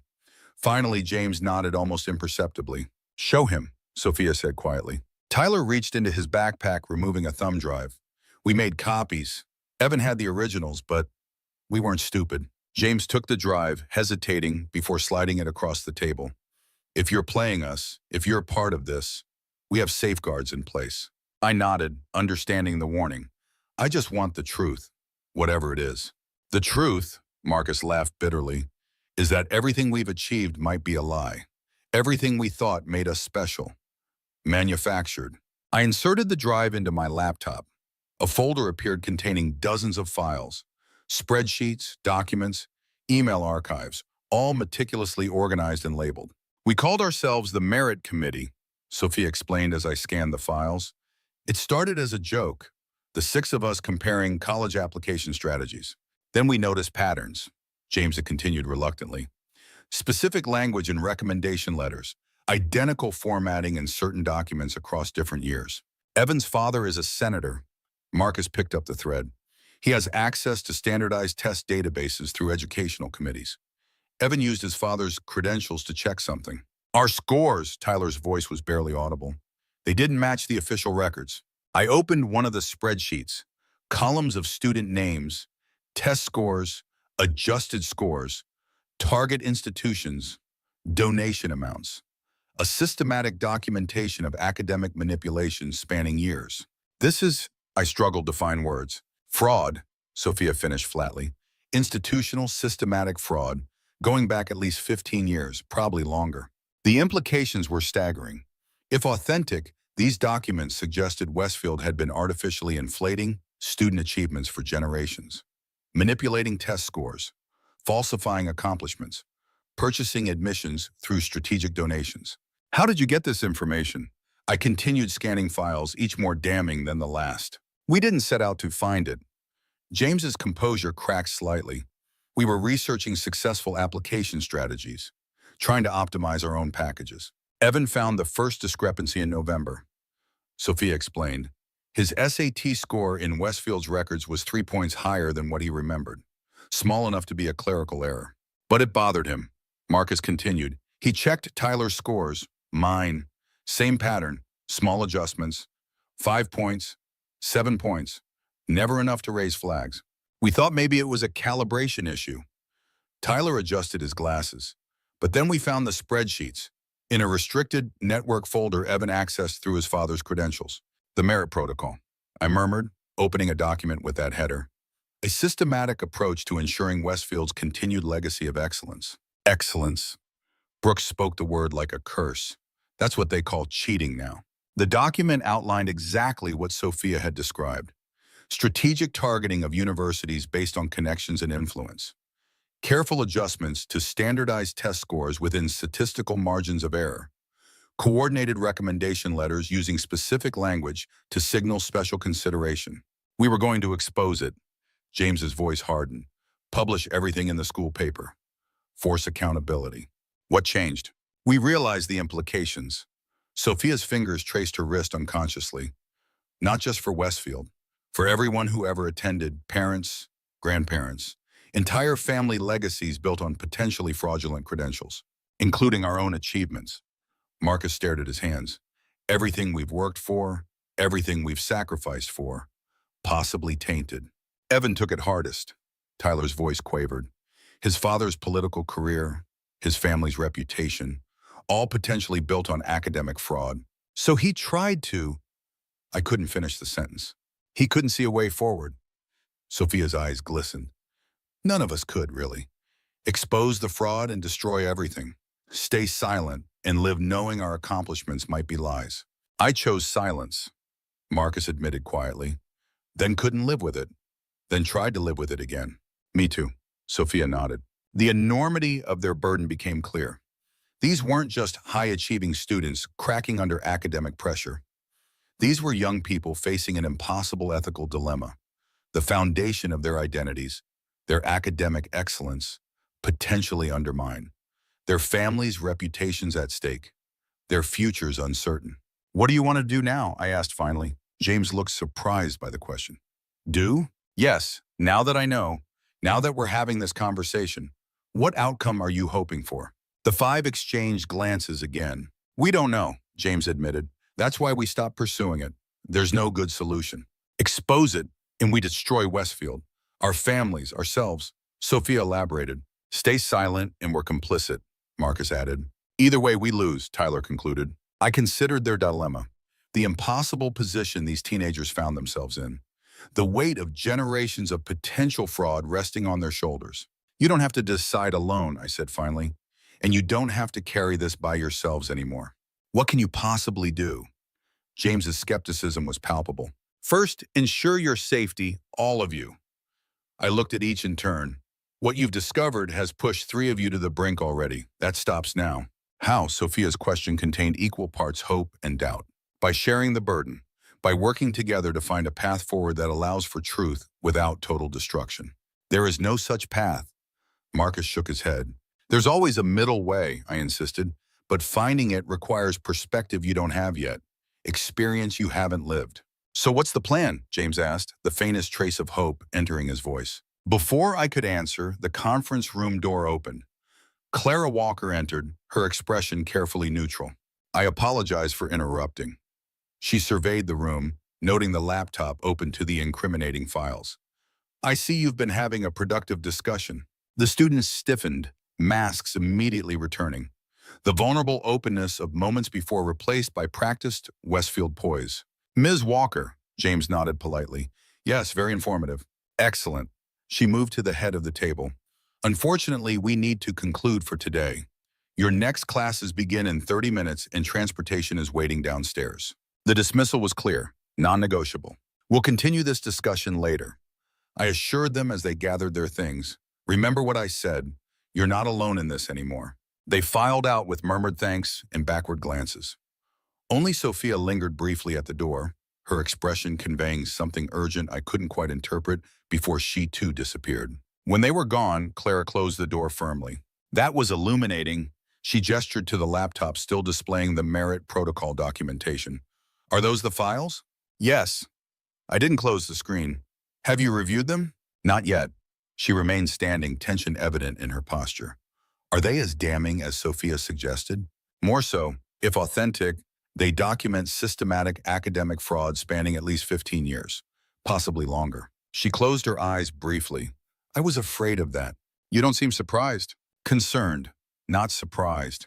She moved to the window, gazing out at the city below. Educational institutions have always played games with admissions. Legacy preferences, donation considerations. It's an open secret. This goes well beyond preferences, Clara. This is coordinated fraud, altered test scores, manufactured achievements, purchased admissions. If true, it implicates hundreds of successful alumni, corporate leaders, politicians, judges. She turned back to me. People with the power to destroy Westfield and the foundation. And if false, it's a remarkable fabrication by 6 teenagers, who may have their own motivations. She countered, pressure to perform, anxiety about college admission, desire to explain potential failure. You think they invented this? I gestured to the meticulously organized files. Created elaborate documentation to justify their own struggles? I think we need to verify before drawing conclusions. Her tone sharpened. Before potentially destroying an institution that served generations of students. 3 suicide attempts suggest the institution is failing its current students, regardless of historical success. She didn't respond immediately, something calculating in her expression. What were you planning to tell them? She asked finally. What solution were you going to propose before I interrupted? I don't have a solution yet, just a commitment to finding one that protects them while addressing the underlying issue. And if that's impossible, if exposure means destruction for everyone involved, the question hung between us. The same impossible dilemma the students faced. I don't accept that binary. I closed the laptop. There's always a path that allows for both truth and healing. How philosophical. A trace of bitterness entered her voice. Meanwhile, Senator Richards is demanding answers about his son. Headmaster Harrington is questioning your methods. And the foundation board is concerned about potential damage to our reputation. All institutional concerns. I stood gathering my things. My concern remains the students. As it should be. She softened slightly. But remember our agreement. 30 days to implement protocols without disrupting the institution. These allegations, if made public prematurely, would define disruption rather dramatically. The warning was clear. I had obligations to the foundation as well as the students. I need time. I tucked the laptop into my bag. To verify these documents, to understand the full scope, to develop an approach that addresses both the immediate crisis and the underlying cause. How much time? A week, maybe less. I calculated mentally. I need to speak with Evan, with his father, review historical data. Senator Richards won't allow access to his son, and he certainly won't discuss these allegations. Then I'll find another way. I moved toward the door. These students need more than wellness protocols, Clara. They need truth and justice. Be careful, Daniel. Her warning followed me. Truth and justice are noble pursuits, but they often leave casualties in their wake. As I left the conference center, the weight of what I discovered settled heavily. 6 students had uncovered potential fraud that implicated generations of powerful alumni. Institutions built on reputation and tradition threatened by exposure. Teenagers carrying the burden of impossible ethical choices. And somewhere within this web of privilege and deception, someone was watching. Someone who understood exactly what was at stake if the merit protocol became public. The text message from last night echoed in my mind. Be careful, they're watching. The question now wasn't just how to help these students navigate their psychological crisis. It was how to uncover the truth without endangering them further, and how to ensure my own daughter remained safe while I ventured deeper into Westfield's carefully guarded secrets. The drive back to Westfield felt longer than usual. The weight of what I discovered pressed against my chest, making each breath deliberate. The merit protocol, systematic fraud spanning generations. Students driven to the brink by the collapse of their carefully constructed identities. My red pen tapped against the steering wheel, the rhythm matching my heartbeat, a call to action I couldn't ignore. When I arrived at campus, the morning had settled into the clockwork routine of academic excellence. Students moving between classes with practiced precision. Faculty maintaining the carefully orchestrated performance of elite education. All of it potentially built on lies. I found Patricia Peterson in her office, arranging files with methodical care. Mr. Miller, she glanced up briefly. I heard you had an off-campus meeting this morning. With the debate team students, yes. I closed the door behind me. I need your perspective on something, Ms. Peterson. Oh? Wariness entered her expression. Oh. How long have you been counselor here? 15 years. Pride mixed with something else in her tone. Resignation, perhaps. In that time, have you ever noticed discrepancies in student records? Test scores that don't quite match reported results? Achievements that seem engineered? Her hands stilled on the files, a barely perceptible tremor running through her fingers. I'm not sure what you're implying, Mr. Miller. I think you are. I kept my voice gentle. 3 students attempted suicide after discovering what appears to be institutional fraud. I'm trying to understand the scope, to help them navigate an impossible situation. She sat heavily in her chair, the professional veneer cracking to reveal something vulnerable beneath. I counsel students, Mr. Miller. I don't oversee admissions or records. But you've seen things, noticed patterns. A long silence stretched between us. Finally, she removed her glasses, rubbing the bridge of her nose. When I started here, I believed in Westfield's mission. Her voice softened. Excellence, achievement, preparing students for positions of influence and power. And now I see the kingdom. She looked up, eyes sharp with long-contained anger. The psychological damage inflicted by impossible expectations. The carefully curated performances these children maintain to please parents, faculty, college admissions officers. And if those performances are supported by institutional deception, she replaced her glasses, composure returning. I'm a counselor, Mr. Miller, not an investigator. That's not an answer. It's the only one I can give without risking my career. She stood, indicating our conversation was over. I've devoted 15 years to supporting these students through whatever pressures they face. Don't ask me to sacrifice that position when I'm often their only advocate. Message received. She knew something but wouldn't confirm it directly. Couldn't afford to. I understand. I moved toward the door. One more question. If you identified students in crisis, where would you document those concerns? Officially, the secure server, restricted section requiring administrative clearance. And unofficially, a ghost of a smile. My personal records, password protected, for my reference only. Thank you, Ms. Peterson. Mr. Miller. She stopped me before I exited. Whatever you're investigating, be careful. These students need advocates who remain in position to help them. The warning echoed Clara's. Be careful. They're watching. My next stop was the headmaster's office, James Harrington's domain, the seat of Westfield's power and tradition. His assistant attempted to defer my unscheduled visit, but I insisted on urgent student welfare concerns. Harrington received me with the practiced patience of a man accustomed to interruptions he considered beneath his attention. Mr. Miller, I understand you've removed several students from campus this morning. His tone carried polite disapproval, without prior faculty notification. With Ms. Walker's authorization, I remained standing despite his gesture toward a chair.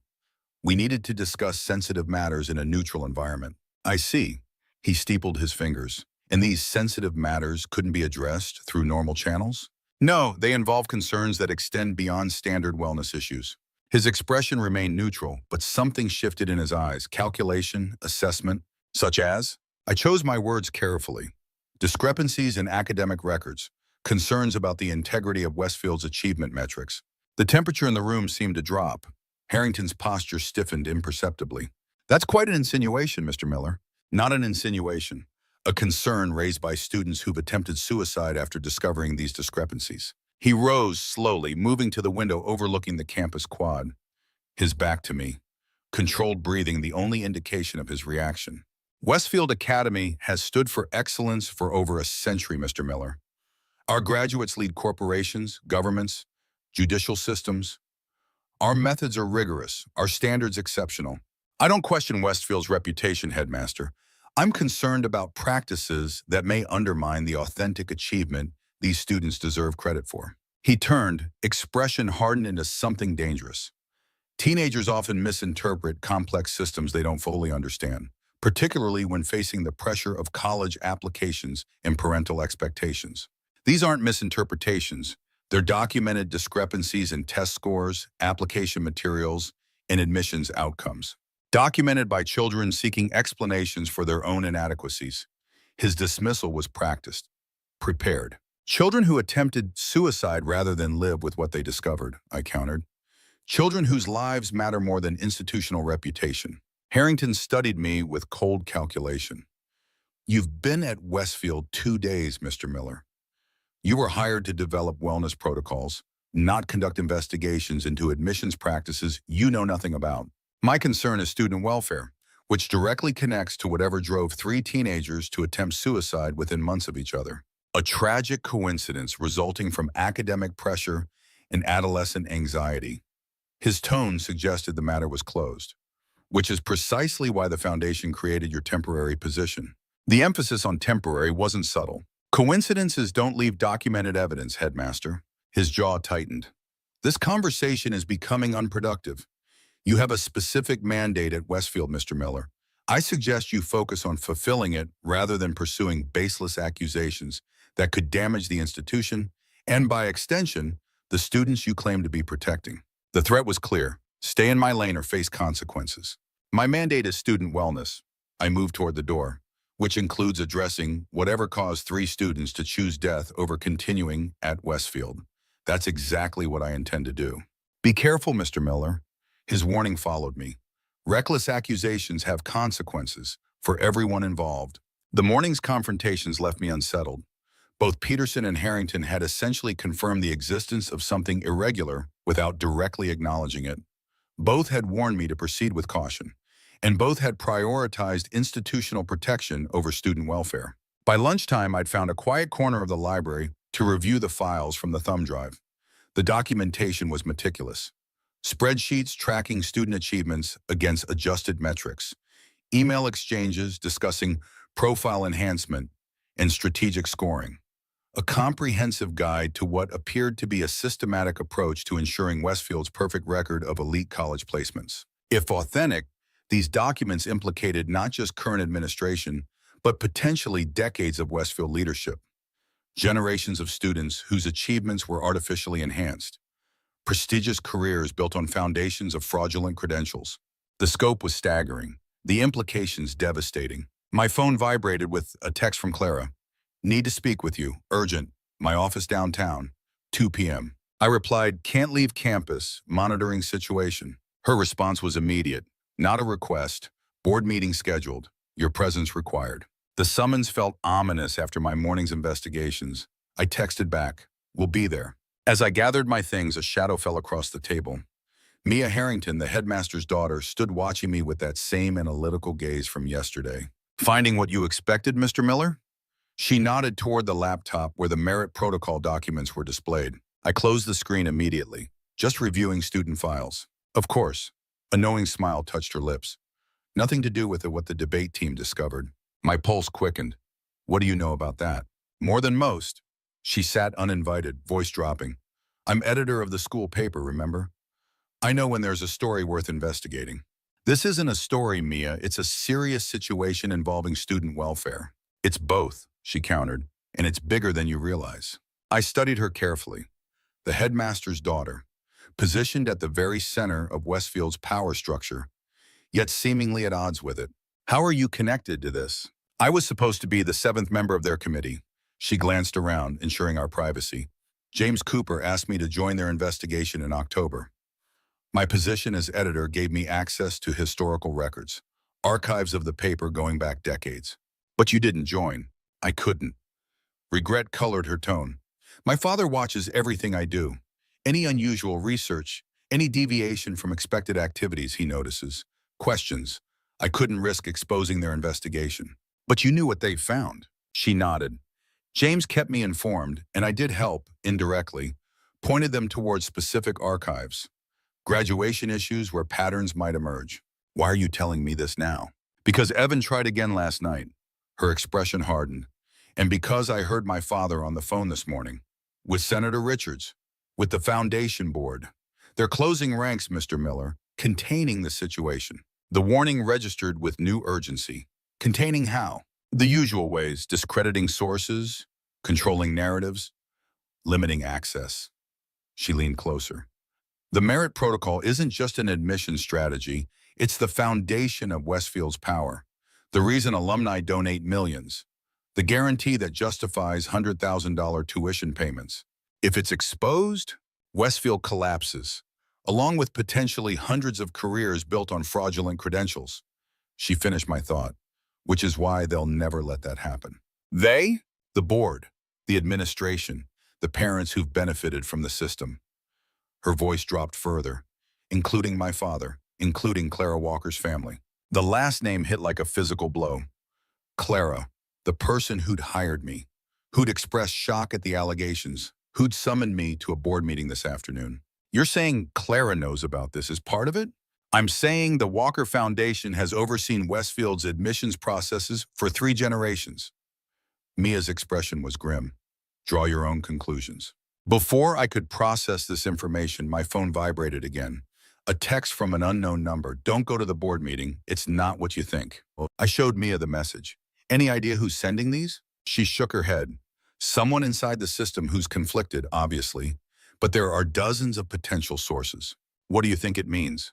I think it means the board meeting isn't about gathering information. Her eyes met mine directly. It's about containing you. The warning resonated with my growing suspicion. Clara's reaction to the allegations had been concern about complications, not shock at the possibility of fraud. Her immediate focus on protecting the foundation's reputation rather than addressing student safety. I need to get these files somewhere secure. I gestured to the laptop, somewhere beyond their reach. Use this. Mia produced a small USB drive. Encrypted, set up by James Cooper. He's something of a tech genius. Why are you helping me? Your father's position is at stake. She considered the question seriously. Because 3 students tried to die rather than live with this truth. Because I've watched classmates break under pressures designed to serve institutional reputation rather than student development. Because truth matters more than power. The conviction in her voice reminded me of Sarah. The same uncompromising ethical clarity that had first attracted me to my late wife. Thank you. I copied the files to her drive, then returned it.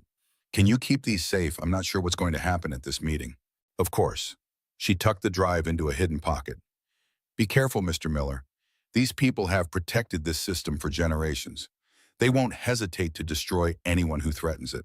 After she left, I sat weighing my options. The board meeting felt like a trap, yet failing to appear would only accelerate whatever containment strategy they were implementing. I needed more information, more evidence, more understanding of exactly how deep this deception went. I made a decision, texting Clara, "We'll be there at 2, need to check on my daughter first." Then I headed to Mrs. Abernathy's classroom. The elementary section of Westfield operated in a separate building, insulated from the high-pressure environment of the upper school. Children's artwork lined the walls. The sound of genuine laughter filtered through classroom doors. I found Lily in the science lab, carefully examining what appeared to be a fossilized leaf. "Dad!" Her face brightened. "We're studying ancient plants. This one is millions of years old." "That's amazing, sweetheart." I knelt beside her, heart clenching at her innocent excitement. "Are you having a good day?" "The best. Ms. Abernathy says I asked really good questions about fossilization." Her pride was palpable. And Emma invited me to her birthday party. That's wonderful, I smoothed her wild hair. Listen, I need to go to a meeting this afternoon. Miss Clara might pick you up after school. Is that okay? Her expression grew serious. Is everything all right, Dad? Children sensed emotional undercurrents adults tried to hide. Everything's fine. I forced a reassuring smile. Just grown-up work stuff, boring meetings. Is it about the sad students? Something like that. I kept my answer vague. I'm helping them figure some things out. She nodded solemnly. You're good at helping people, Dad, like you helped me after Mommy died. The simple faith in her statement nearly undid me. I pulled her into a tight hug, breathing in the scent of crayons and shampoo. I love you, Lily Bear. Love you too, Daddy. She pulled back, eyes bright. Can Einstein come over tonight? Miss Clara said maybe he could visit. We'll see. I stood, composing myself. Be good for Ms. Abernathy, okay? As I left the elementary building, I made a call I'd been avoiding. To my former mentor from the crisis counseling program. Dr. Alan Mercer now worked for the Department of Education's Oversight Division. Daniel Miller. His gruff voice carried genuine warmth. Been a few years. Too many, Alan. I walked toward my car, eyes scanning the campus for anyone watching. I need your advice, off the record. Sounds serious. His tone sharpened. What's happened? I outlined the situation in careful terms. The student suicide attempts, the discovery of potential academic fraud, the institutional pressure to contain rather than address. Jesus, he exhaled heavily when I finished. You're sitting on a powder keg, Daniel. I know. These kids need protection, and the truth needs exposure, but I'm not sure how to achieve both. Evidence is key. His response was measured. Without irrefutable documentation, institutions like Westfield will deny everything, discredit witnesses, control the narrative. I have documentation, files the students recovered from the school's secure server. Chain of custody will be questioned, student credibility attacked. He thought for a moment. You need corroboration from within the system, someone with administrative access who can verify authenticity. Not likely, everyone's closing ranks. Everyone has pressure points, Daniel, ethical concerns, career considerations, self-preservation instincts. His voice carried the wisdom of decades navigating institutional politics. Find someone with access who has more to gain from truth than continued deception. And in the meantime, protect those kids. His tone hardened. Their lives matter more than any institution, more than any scandal, more than any career, including yours. Always. I reached my car. One more thing, Alan. If something happens to me, if this situation escalates, there's documentation on an encrypted drive. Mia Harrington has it, headmaster's daughter. Christ, Daniel, be careful. I'm trying, but these kids deserve someone fighting for them, no matter the cost. After disconnecting, I sat in my car gathering resolve. The board meeting awaited. Clara Walker and whatever containment strategy Mia had warned about. My phone vibrated with another text from the unknown number. If you go, record everything. Evidence is your only protection. Whoever my anonymous ally was, their advice aligned with Alan's. Evidence, documentation, protection against the system's inevitable attempt to control the narrative. I activated my phone's recording app, then tucked it into my jacket pocket, prepared as I could be for whatever awaited at the Walker Foundation. The foundation's downtown headquarters gleamed with wealth and influence. 70 stories of glass and steel rising above the city. The top floors occupied by the organization that controlled Westfield Academy and apparently the systematic deception that maintained its perfect reputation. Clara's assistant escorted me directly to the boardroom, a massive space dominated by a polished table where 12 people sat in practiced formation. Clara at the head, Robert Chambers, the CFO I'd met previously, at her right. The remaining seats occupied by men and women whose expressions ranged from curiosity to barely concealed hostility. Daniel, Clara rose as I entered. Thank you for joining us. Please sit. The only available chair positioned me at the opposite end of the table. Isolated, exposed. The board wanted to hear directly about your findings at Westfield. Clara's tone was professionally neutral. We understand you have been investigating concerning patterns related to recent student incidents. The phrasing was deliberate, vague, nonspecific. No mention of suicide attempts or academic fraud. Yes, I matched her careful language. My investigation suggests institutional factors contributing to severe psychological distress among high-achieving students. Specifically, Chambers leaned forward, pen poised above a legal pad. I considered my response carefully. These people hadn't gathered to hear truth. They'd gathered to assess threat, to determine containment strategy.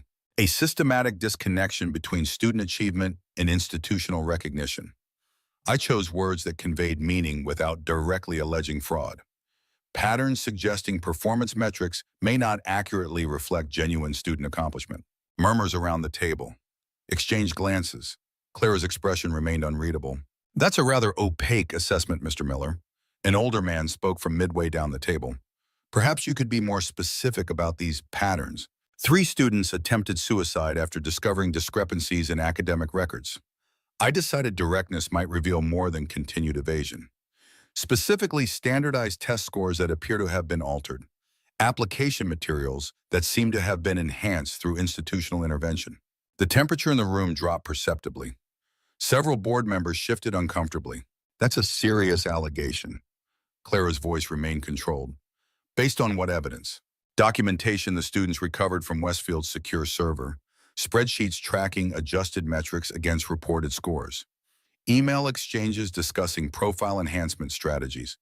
A comprehensive manual titled The Merit Protocol, outlining systematic approaches to ensuring elite college placements. More murmurs. One woman whispered urgently to her neighbor. Chambers scribbled rapidly on his pad. "And you verified the authenticity of these documents?" Claire asked. "The patterns they describe correlate with actual admissions outcomes, with specific language in recommendation letters, with donation timing relative to application reviews." I held her gaze. "If they're fabricated, it's an extraordinarily sophisticated deception by teenagers. Teenagers under immense pressure," Chambers interjected, "facing college applications, parental expectations, competition for elite placements. Their perception may be distorted. 3 suicide attempts suggest something more than distorted perception." I kept my voice level. These students believed what they discovered was real enough to deep rather than live with it. A tragic overreaction to normal institutional practices. The older man again. "Strategic college counseling isn't fraud, Mr. Miller. It's what parents pay Westfield to provide." "Altered test scores go beyond strategic counseling," I countered. "Manufactured achievements exceed ethical guidance." "You keep using those terms." Clara leaned forward. "Altered, manufactured. Yet you acknowledge you haven't independently verified these documents." The trap was closing, questioning evidence, undermining credibility. Standard containment strategy. The student's testimony aligns with the documentation. I maintained steady eye contact. Their psychological distress provides compelling corroboration. Adolescent distress has many causes.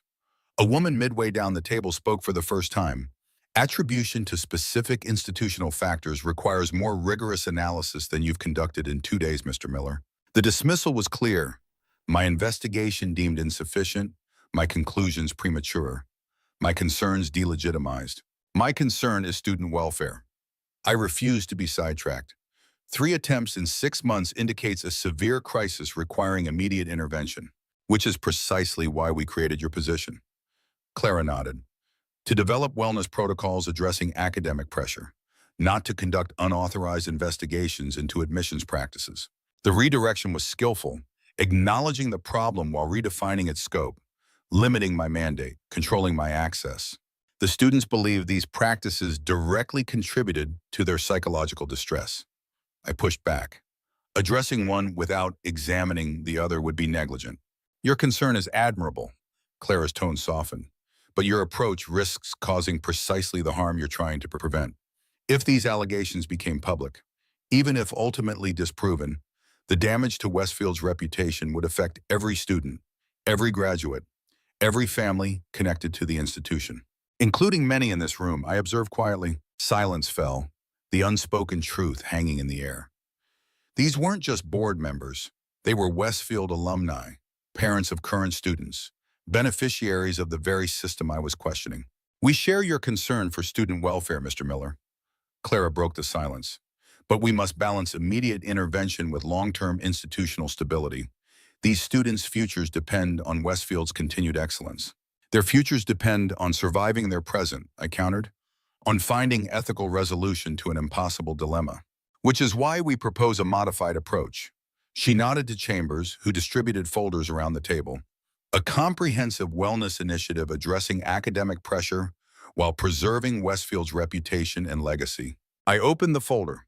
A detailed proposal for expanded counseling services, reduced performance metrics, adjusted application timelines, all addressing symptoms while carefully avoiding the underlying cause.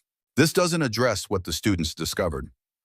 I closed the folder. It doesn't resolve their ethical crisis. Because there may be nothing to resolve. Chambers interjected. Teenagers misinterpreting complex institutional processes isn't an ethical crisis. It's a communication failure. One we intend to address through expanded transparency about our admissions guidance, Clara added smoothly, without undermining decades of successful outcomes. The strategy was clear now. Acknowledge concern, implement surface changes, control the narrative while preserving the system. And the merit protocol, I asked directly? The documented adjustments to student achievements? Strategic language describing standard educational practices? Clara dismissed the concern with practiced ease. Competitive environments always employ specialized terminology. Context matters, Mr. Miller. And if independent verification confirms the student's interpretation rather than yours? A chill settled over the room, the question too direct to deflect. The foundation takes all concerns seriously. Clara's response was measured, practiced. Any credible evidence of improper practices would be thoroughly investigated through appropriate channels, which the foundation controls, I noted, which ensure due process and prevent premature conclusions. She countered, the welfare of all students, past, present, and future, depends on institutional integrity. The circular logic was impressive. Institutional integrity protecting student welfare. Protecting institutional integrity. Where does that leave the current students in crisis? I refuse to be diverted. The ones who attempted suicide, the ones still struggling with what they discovered. We're implementing immediate support. Clara gestured to the folder. Enhanced counseling, reduced academic pressure, individualized college guidance, while maintaining the system that drove them to crisis in the first place. While maintaining Westfield's legacy of excellence, she corrected, which benefits every student who passes through its doors. The conversation continued in this vein for another hour. Circular arguments, deflections, reframings. The board united in containing rather than addressing, in preserving rather than reforming. By the time the meeting concluded, the foundation's position was clear. Acknowledge concerns, implement surface changes, protect the system at all costs. Thank you for your input, Mr. Miller. Clara walked me to the elevator. The board has authorized expanded resources for your wellness initiative, within the parameters we've discussed. The limitation was clear. Address symptoms, not causes. And if I believe more fundamental changes are necessary, I asked as the elevator arrived, then we'll evaluate those recommendations through appropriate channels. Her professional smile never wavered. Remember our agreement, 30 days to implement protocols without disrupting the institution. 3 suicide attempts constitute disruption already occurring, Clara, which is why we've responded with unprecedented resources. She held the elevator door. Focus on helping these students navigate their current challenges, Daniel. Let the foundation address broader institutional concerns. As the elevator descended, I reviewed the meeting in my mind. The coordinated deflection, the unified protection of the system, Clara's skillful management of the narrative. No direct denials, no outright rejection of evidence, just systematic redirection and containment. My phone vibrated as I reached the lobby. A text from the same unknown number. They're moving faster than expected. Check on your daughter. The message sent ice through my veins. Lily, the ultimate pressure point. I called Mrs. Abernathy immediately. No answer. Next, the elementary office. The secretary's voice too bright, too rehearsed. Lily Miller? Oh, she was picked up early, family emergency, all properly authorized. Who picked her up? When?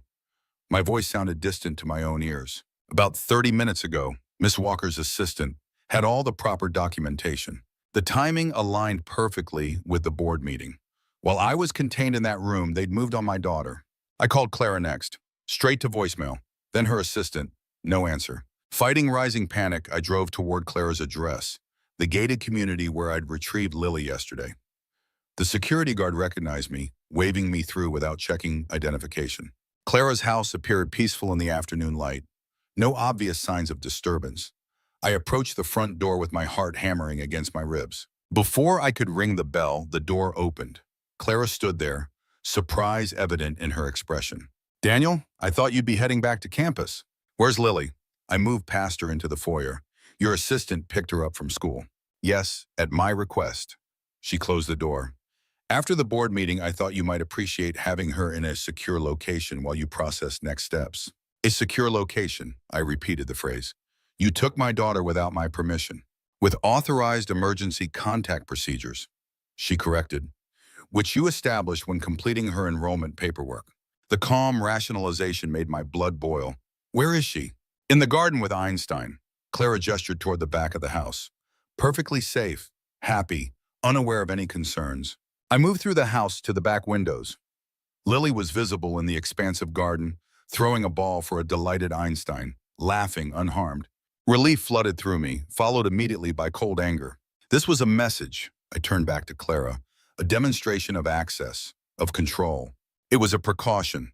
She maintained her composed demeanor. "The situation is complex, Daniel, volatile. I thought it best to ensure Lily remained insulated from any escalation. By removing her from school without my knowledge, during a meeting where you knew I couldn't be reached. Perhaps the timing was unfortunate," she conceded, "but the intention was protection. For both of you."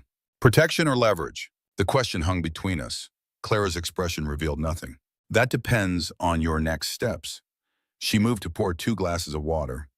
Domestic, normal, as if we were discussing weekend plans rather than institutional fraud and my daughter's well-being. "The board has authorized resources addressing student wellness. That was your original mandate, your purpose at Westfield." Before I discovered what was really happening, I accepted the water but didn't drink. For I learned what drove these students to attempt suicide. "Allegations," she corrected. "Unverified interpretations of complex institutional processes." "Stop." I set down the glass. "We're past that, Clara. You know these documents are authentic. You know what they describe as real." Something shifted in her expression, the professional mask slipping to reveal something more complex beneath. "What I know," she said carefully, "is that educational systems have always employed strategic approaches to advance student opportunities. What I know is that exposing those approaches without proper context damages institutions and students alike." "That's not a denial." "No," she held my gaze. "It's a reality check. Whatever you believe you've discovered, whatever these students believe they've uncovered, the consequences of exposure extend far beyond Westfield's reputation. To the foundation, to your family legacy, to hundreds of careers built on Westfield credentials, to thousands of families whose futures connect to the institution's continued excellence." She moved closer, "Including your daughters. Remember the scholarship I mentioned? The secure future Lily could have?" The implied threat wasn't subtle. Cooperation rewarded, opposition punished. Through my daughter. "You're better than this, Clara." I maintained steady eye contact, using a child as leverage, protecting a system that drove teenagers to suicide. "I'm protecting a legacy of excellence spanning generations." Her voice hardened. "One that has launched countless successful careers, created opportunity, built leadership capacity across industries, based on falsified credentials, based on strategic enhancement of genuine potential." She countered. "Every Westfield student is exceptional, Daniel. The merit protocol simply ensures that exceptionalism is recognized by institutions that might otherwise overlook it, by lying about their achievements, by presenting those achievements in optimal context." Her justification came with practiced ease. "The world isn't fair. Admission systems aren't perfect. We level the playing field. Through fraud, through strategy." She maintained unwavering eye contact. "Strategy your daughter could benefit from. Strategy that could secure her future regardless of financial constraints. Strategy that has benefited thousands before her." The offer was clear. Cooperate, and Lily's future would be secured. The same bargain generations of Westfield families had accepted. Excellence guaranteed, futures ensured, all for the small price of ethical compromise. My daughter deserves better than achievement built on lies. I moved toward the garden doors. She deserves to know her accomplishments are genuinely hers. Noble sentiments.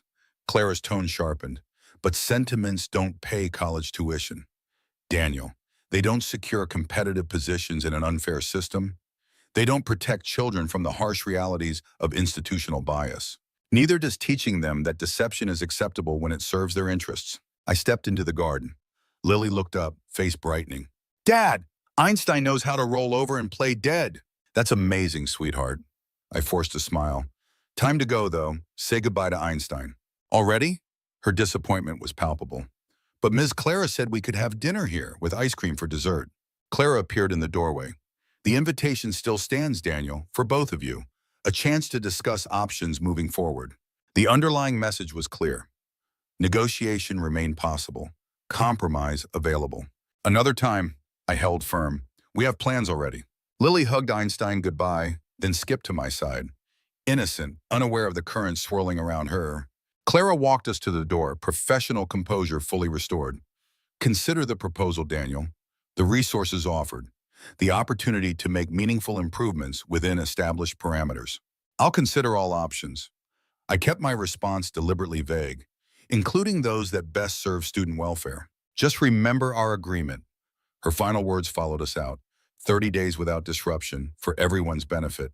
The implied threat lingered as we drove away.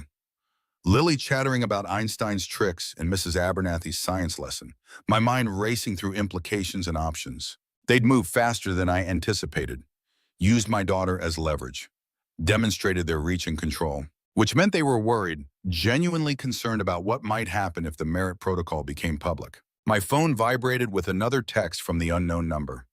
They showed their hand, time to show yours, classroom 217, 8 p.m., bring what you found.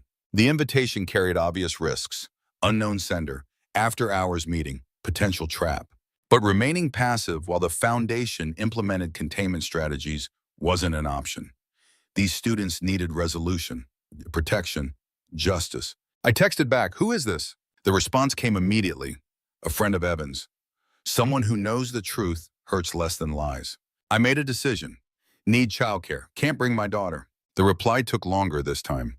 Ms. Peterson will help. She's been protecting students for years. Patricia Peterson, the school counselor who'd carefully avoided confirming or denying anything about the merit protocol, who'd mentioned unofficial records documenting student concerns, a potential ally within the system, someone with access who might have more to gain from truth than continued deception, just as Alan had suggested. I called her directly.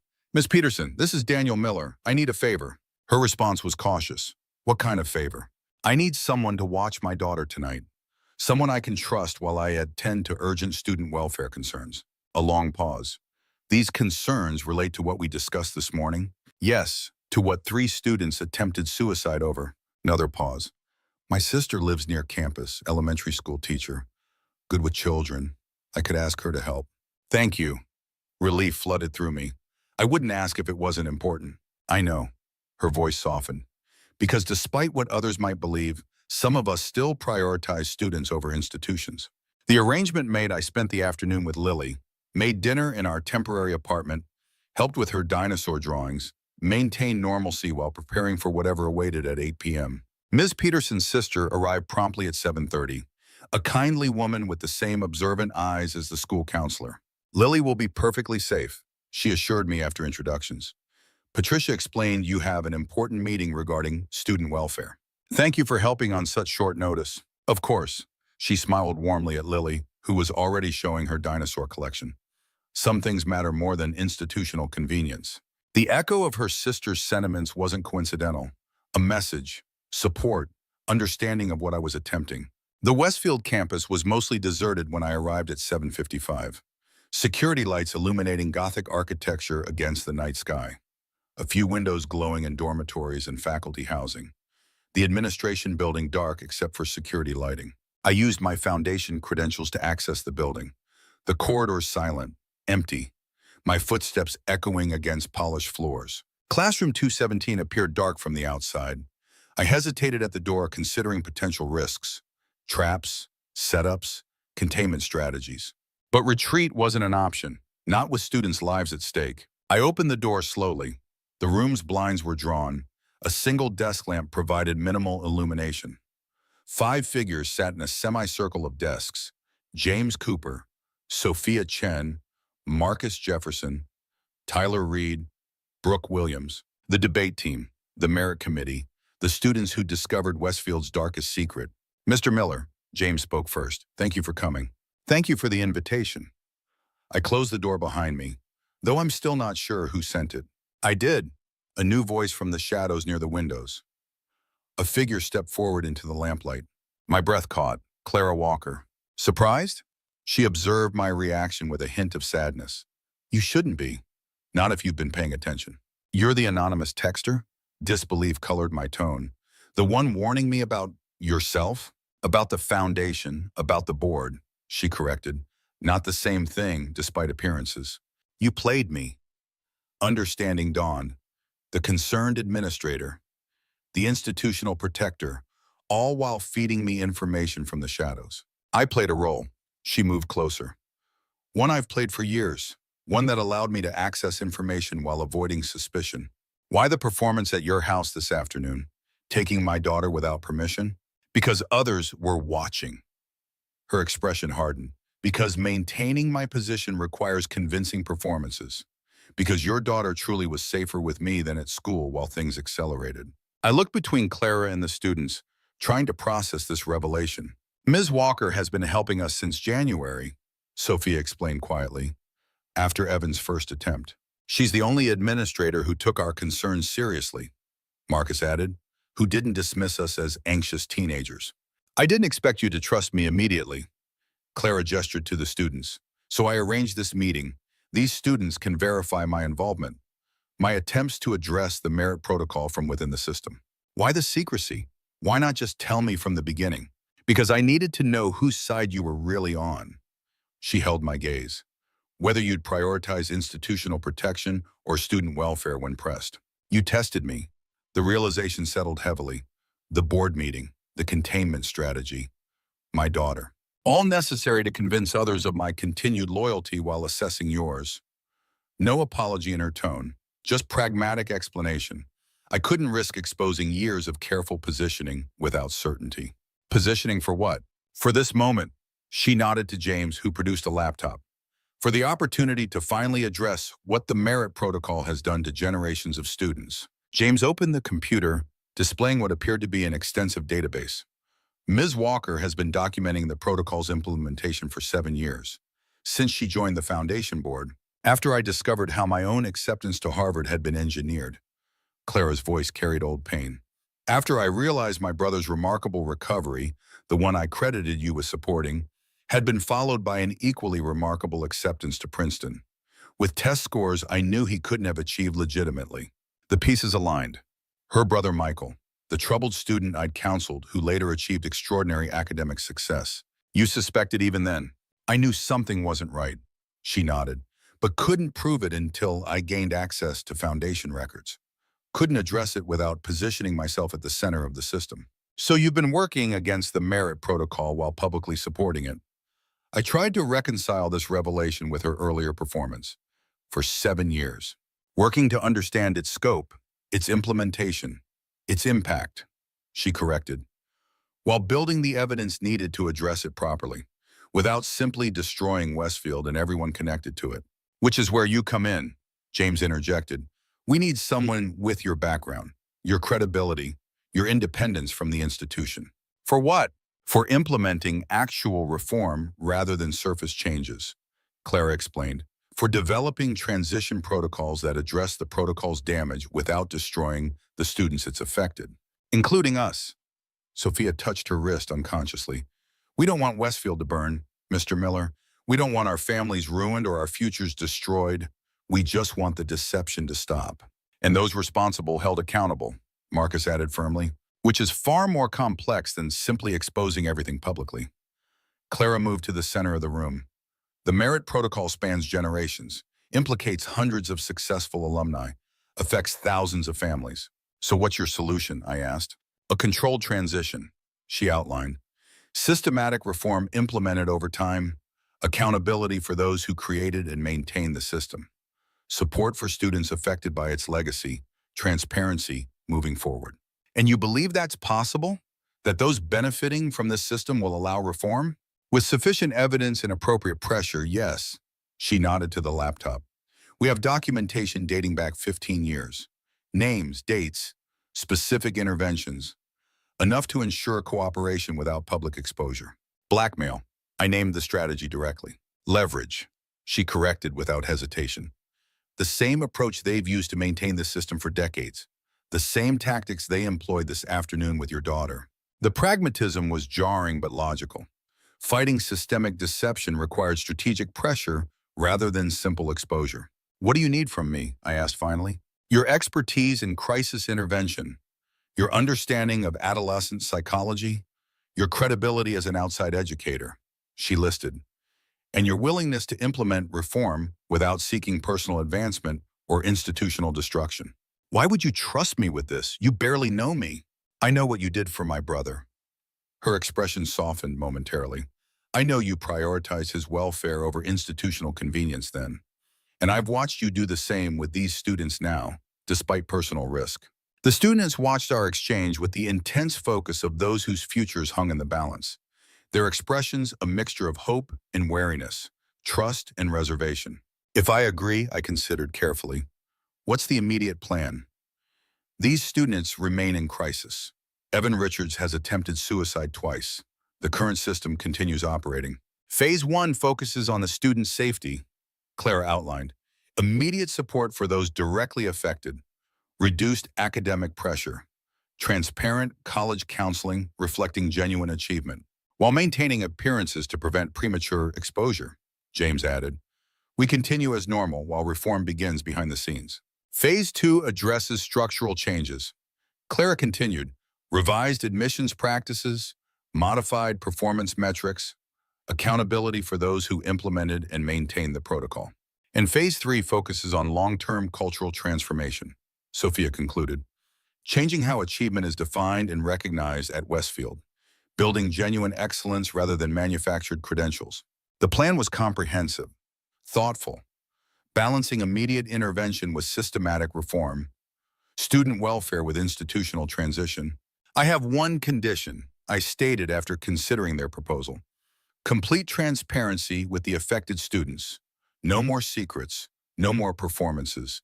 They deserve to know exactly what's happening and why. Clara hesitated. That carries risks. The more people who know, these students have carried an impossible ethical burden alone, I interrupted. That isolation directly contributed to their psychological distress. I won't perpetuate it under the guise of protection.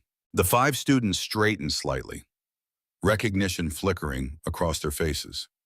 Someone prioritizing their right to truth over institutional convenience. Agreed, Clara nodded finally, with appropriate confidentiality measures. And Evan, I pressed? He remains isolated, potentially still in crisis. Senator Richards has him under close observation. Clara's expression tightened. But yes, reaching him is essential, both for his welfare and because he possesses additional documentation we need. I'll need direct access, no intermediaries, no monitoring. I'll arrange it, she committed. Though it won't be simple, the senator is fully committed to containment. Make it happen, I insisted. No reform proceeds without ensuring all affected students are protected. Agreement reached. We spent the next hour outlining specific interventions, immediate support measures, communication protocols, documentation security, the complex mechanics of reforming a system designed to resist change. Throughout the discussion, I observed the students closely, the weight lifting gradually from their shoulders, the careful hope replacing resigned despair, the power of shared purpose replacing isolated ethical crisis. By the time we concluded, a framework existed. Not perfect, not comprehensive, but a beginning, a path forward that prioritized student welfare while addressing institutional deception. As the students gathered their things, Clara approached me privately. There's something else you should know. Her voice dropped so only I could hear. The board is already implementing containment strategies beyond what you witnessed today. Meaning? Your position at Roosevelt has been compromised. Your apartment lease terminated effective end of month. Your professional reputation questioned through strategic communication with potential employers. The systematic dismantling of my life outside Westfield. Standard containment approach for potential whistleblowers.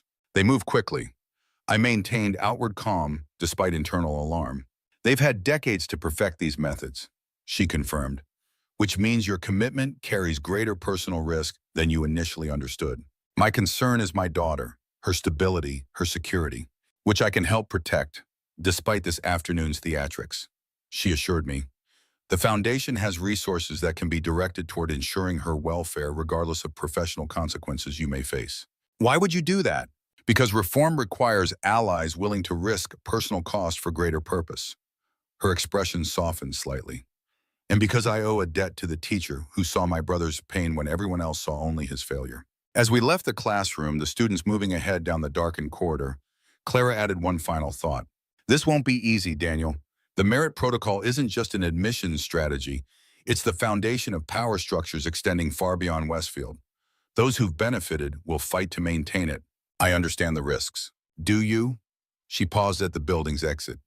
These students attempted suicide rather than face the implications of what they discovered. That depth of despair reflects the true scope of what we're confronting, which is precisely why it needs to change. I held her gaze. No system is worth a student's life. No institutional reputation justifies the destruction of those it claims to serve. Outside, the night air carried the scent of spring flowers.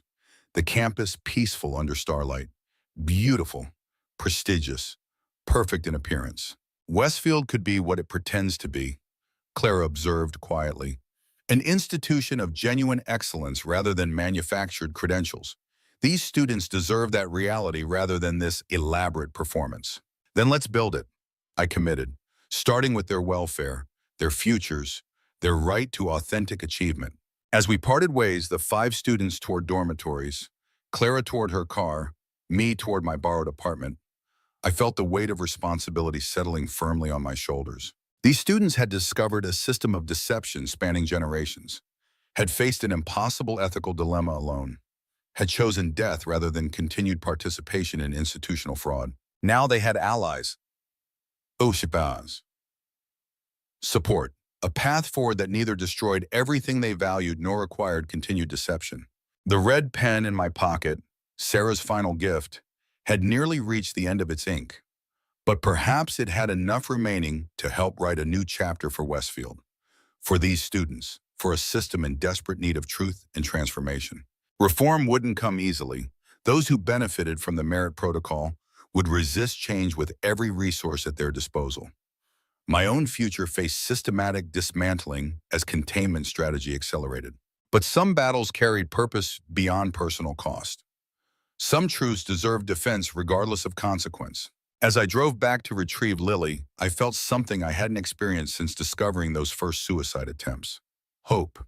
Not naive optimism, not simple resolution, but the grounded hope that comes from confronting difficult truths honestly, from transforming broken systems rather than maintaining comfortable deceptions. These students deserved that transformation, deserved authentic achievement rather than manufactured excellence, deserved futures built on genuine capability rather than institutional manipulation. And with allies inside and outside the system, with documentation spanning years of deception, with commitment to reform rather than destruction, such transformation became possible.